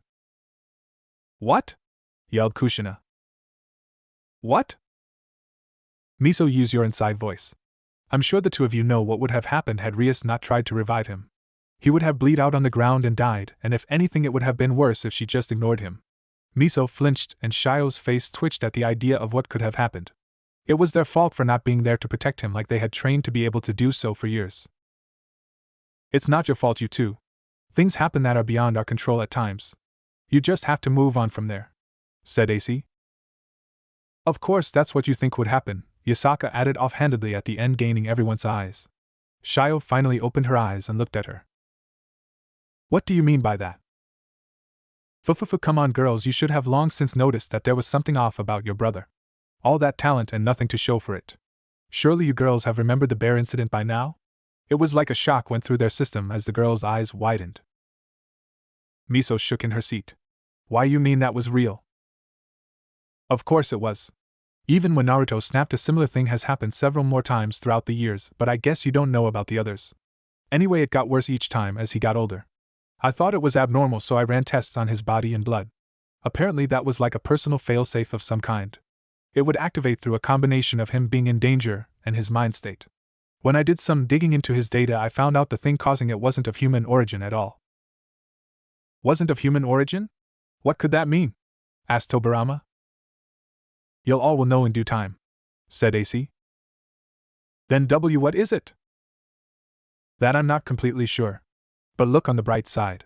Now that Naruto has changed, you girls don't have to hide who you are anymore.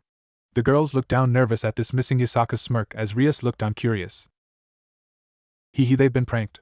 Giggled Kushina. Shio and Miso were grumbling from the prank that their aunt pulled. Now before we continue the rest of the conversation, I think it would be wise to have Naruto with us. So let's go get the boy. He should be awake by now. She stood up and walked up the stairs towards Naruto's room. Knock knock, Naruto, are you awake yet? We wanted to talk with you. Yasaka opened the door, and she saw was a broken mirror, a messed up bed, what looked to be cracks in the ceiling, stab marks in the walls, and a bunch of cards embedded in the walls and floors. Naruto was sitting there only in his shorts with his back towards them. He tilted his head back and grinned as his eyes glowed ominously at her. That people is what will happen to a bored Uzumaki. Don't let that happen ever, said AC. Anyone who was not an Uzumaki had a shiver run down through their spine. Get dressed and come downstairs. She closed and passed the girls in the hallway as her face twitched, which Shio noticed. What happened? Don't worry about it. It's too troublesome. Trust me, I know, said Shikamaru. Back downstairs. So girls, is there anything you would like to say to your brother? Leaning against the wall with his arms crossed, Naruto rose an eyebrow at his sisters as they shuffled nervously. Shio, being the older of the two, decided to speak for them. Oniasama, we'll always be family no matter what, right? Of course we will always be family. Even if we were keeping a secret from you all this time? You know I hate secrets. It was short and quick and made them flinch. Kushina nodded that no secret should be hidden between the families. Unless said secret should hurt said family. When it can be avoided, then it can be left as a secret. But I wouldn't be much of a brother if I let that get to me, now would I? He smiled at them reassuringly, giving them courage. Shio continued her confession. Well, you see, Oniasama, by mortal standards we Miso and I aren't exactly human. What? Naruto tilted his head at this. I guess we'll just show you. At that they slowly let their fox features show. They both looked down, and Shio held her arm bashfully, wondering what his reaction would be as she spoke. You see, Oniasama, we are actually Yukai. More specifically Kitsune. More specifically the War Beast branch. We were half human at birth, now not so much. The girls grew nervous at his silence, and spoke out in unison. Oniasama? So all these years I protected you two and you weren't even human? They froze at the emotionless tone he spoke with. Well, this is not turning out so well, said Sakura. Were you even ever going to tell me, or are you only telling me now that I'm some demon? He pushed off the wall and walked towards them, making them stumble back. Ria, seeing this, stepped forward. Hey, hold on, Dash. She stopped when Yasaka put a hand on her shoulder and shook her head. You think you can suddenly tell me something like this because it's convenient for you to know, and think I will trust you to that easily? Now they had pressed themselves against the wall on the other side of the room and were shaking as Naruto stood intimidatingly over them. Shio's voice came out small as she spoke. Oniasama, we're sorry. We'll do whatever why you want, if why you please forgive us. They shut their eyes in fear as Naruto brought his hands up, expecting the worst. They flinched when they felt his hands touch their heads and froze as they went from side to side in a slow, soft motion. They subconsciously leaned into his hands as he did so. He was petting them. The TV turns on, showing the scene. Ah, it's so cute, gushed Kushina. Oh, here we again, sighed AC. He pulled both of them into a hug, surprising them. Whatever I want, eh? That sounds nice, so could I keep protecting you too if that's not too much? Oh, Oniasama? Naruto let go of them and smiled. What, did you really think I would hate you too or abandon you to over something as trivial as that? Apparently you did, for you to hide that so long. The older brother looks out for his sisters no matter what happens and no matter what they do. That's his job. The girls started to sniff, and their eyes watered as they looked up at him. Naruto sighed at this. Well, I'll be, this Naruto has some of your traits as well, brat, said Tsunade. Well, that's nice of you to say, Granny, said Naruto. Unfortunately, when he finishes saying that, a Pico hammer was thrown at his head, hitting him and knocking him out. Sorry, I guess I messed with you two a little too much just then, Dash. He stopped when the twins jumped at him and wrapped their arms around him, burying their faces into his neck. He stumbled a bit but then held them there. And no, it's okay, we deserved at least that much. We are just so happy right now. Naruto smiled to himself as they cried into him. Well, I'm glad you two got that out of your system, and now I'm getting wet. After a few minutes they calmed down and let go of him. At that Yasaka clapped to get attention. Such a touching moment, said AC. Now that that's over, let's get back to our discussion, shall we? I'm sure you have something else you wanted to say, didn't you, Naruto? At this, Naruto's whole demeanor changed as he walked to sit in the armchair. He looked back at the twins and smirked evilly. Oh, and my cute little Imutos. I already knew you were Kitsune. This shocked everyone. Oh no, he did not just do that, said Ino. I think he did, said Sakura. Best prank ever, yelled Kushina and Naruto, who returned from his mini-kama. The girls stood there for a few seconds before it finally clicked what they just heard. What, you knew? Come on now, I'm far from stupid even if I act like it at times. You should have known you wouldn't have been able to hide something like that from me forever. All of the jokes and Fox-related moments? Come on, watching you girls squirm was so much fun. Naruto laughed to himself as the girls felt like they were getting a headache. He's evil, said Kiba. I think I'm in love, said Anko. Kurenai just sighed, not having the energy to bother trying. How long have you known? Yasaka spoke up while sipping tea in her seat. He's known since he was 10 years old. I've known since you were born. What? All three Kitsune shouted, not expecting that. Yasaka spoke up for them. Naruto, I first told you about the girl's nature when you were 10 because of the incident where you needed to be sealed. Why am I just now hearing about this? Well, truth is my oldest memories were of Kasan and when the twins were born. You mean? Yes, since they were born with their features, I was one of the first to see them. This shocked everyone. Holy shit, said Kiba. How smart is this brat? Asked Jiraiya. Shikamaru smart? Asked Naruto. No, I think he's smarter than me. That's just too troublesome, said Shikamaru. But how is that possible? You should have not been cognitive enough at that age. And why did you never say anything? This could have changed a lot. Well, I don't know. One of the things about me is that I don't forget. That's all I can say. I have no idea why I can remember things that far back, but it would explain why learning is so easy. As for not telling anyone that I knew, well, I always assumed you all had your reasons for not telling me.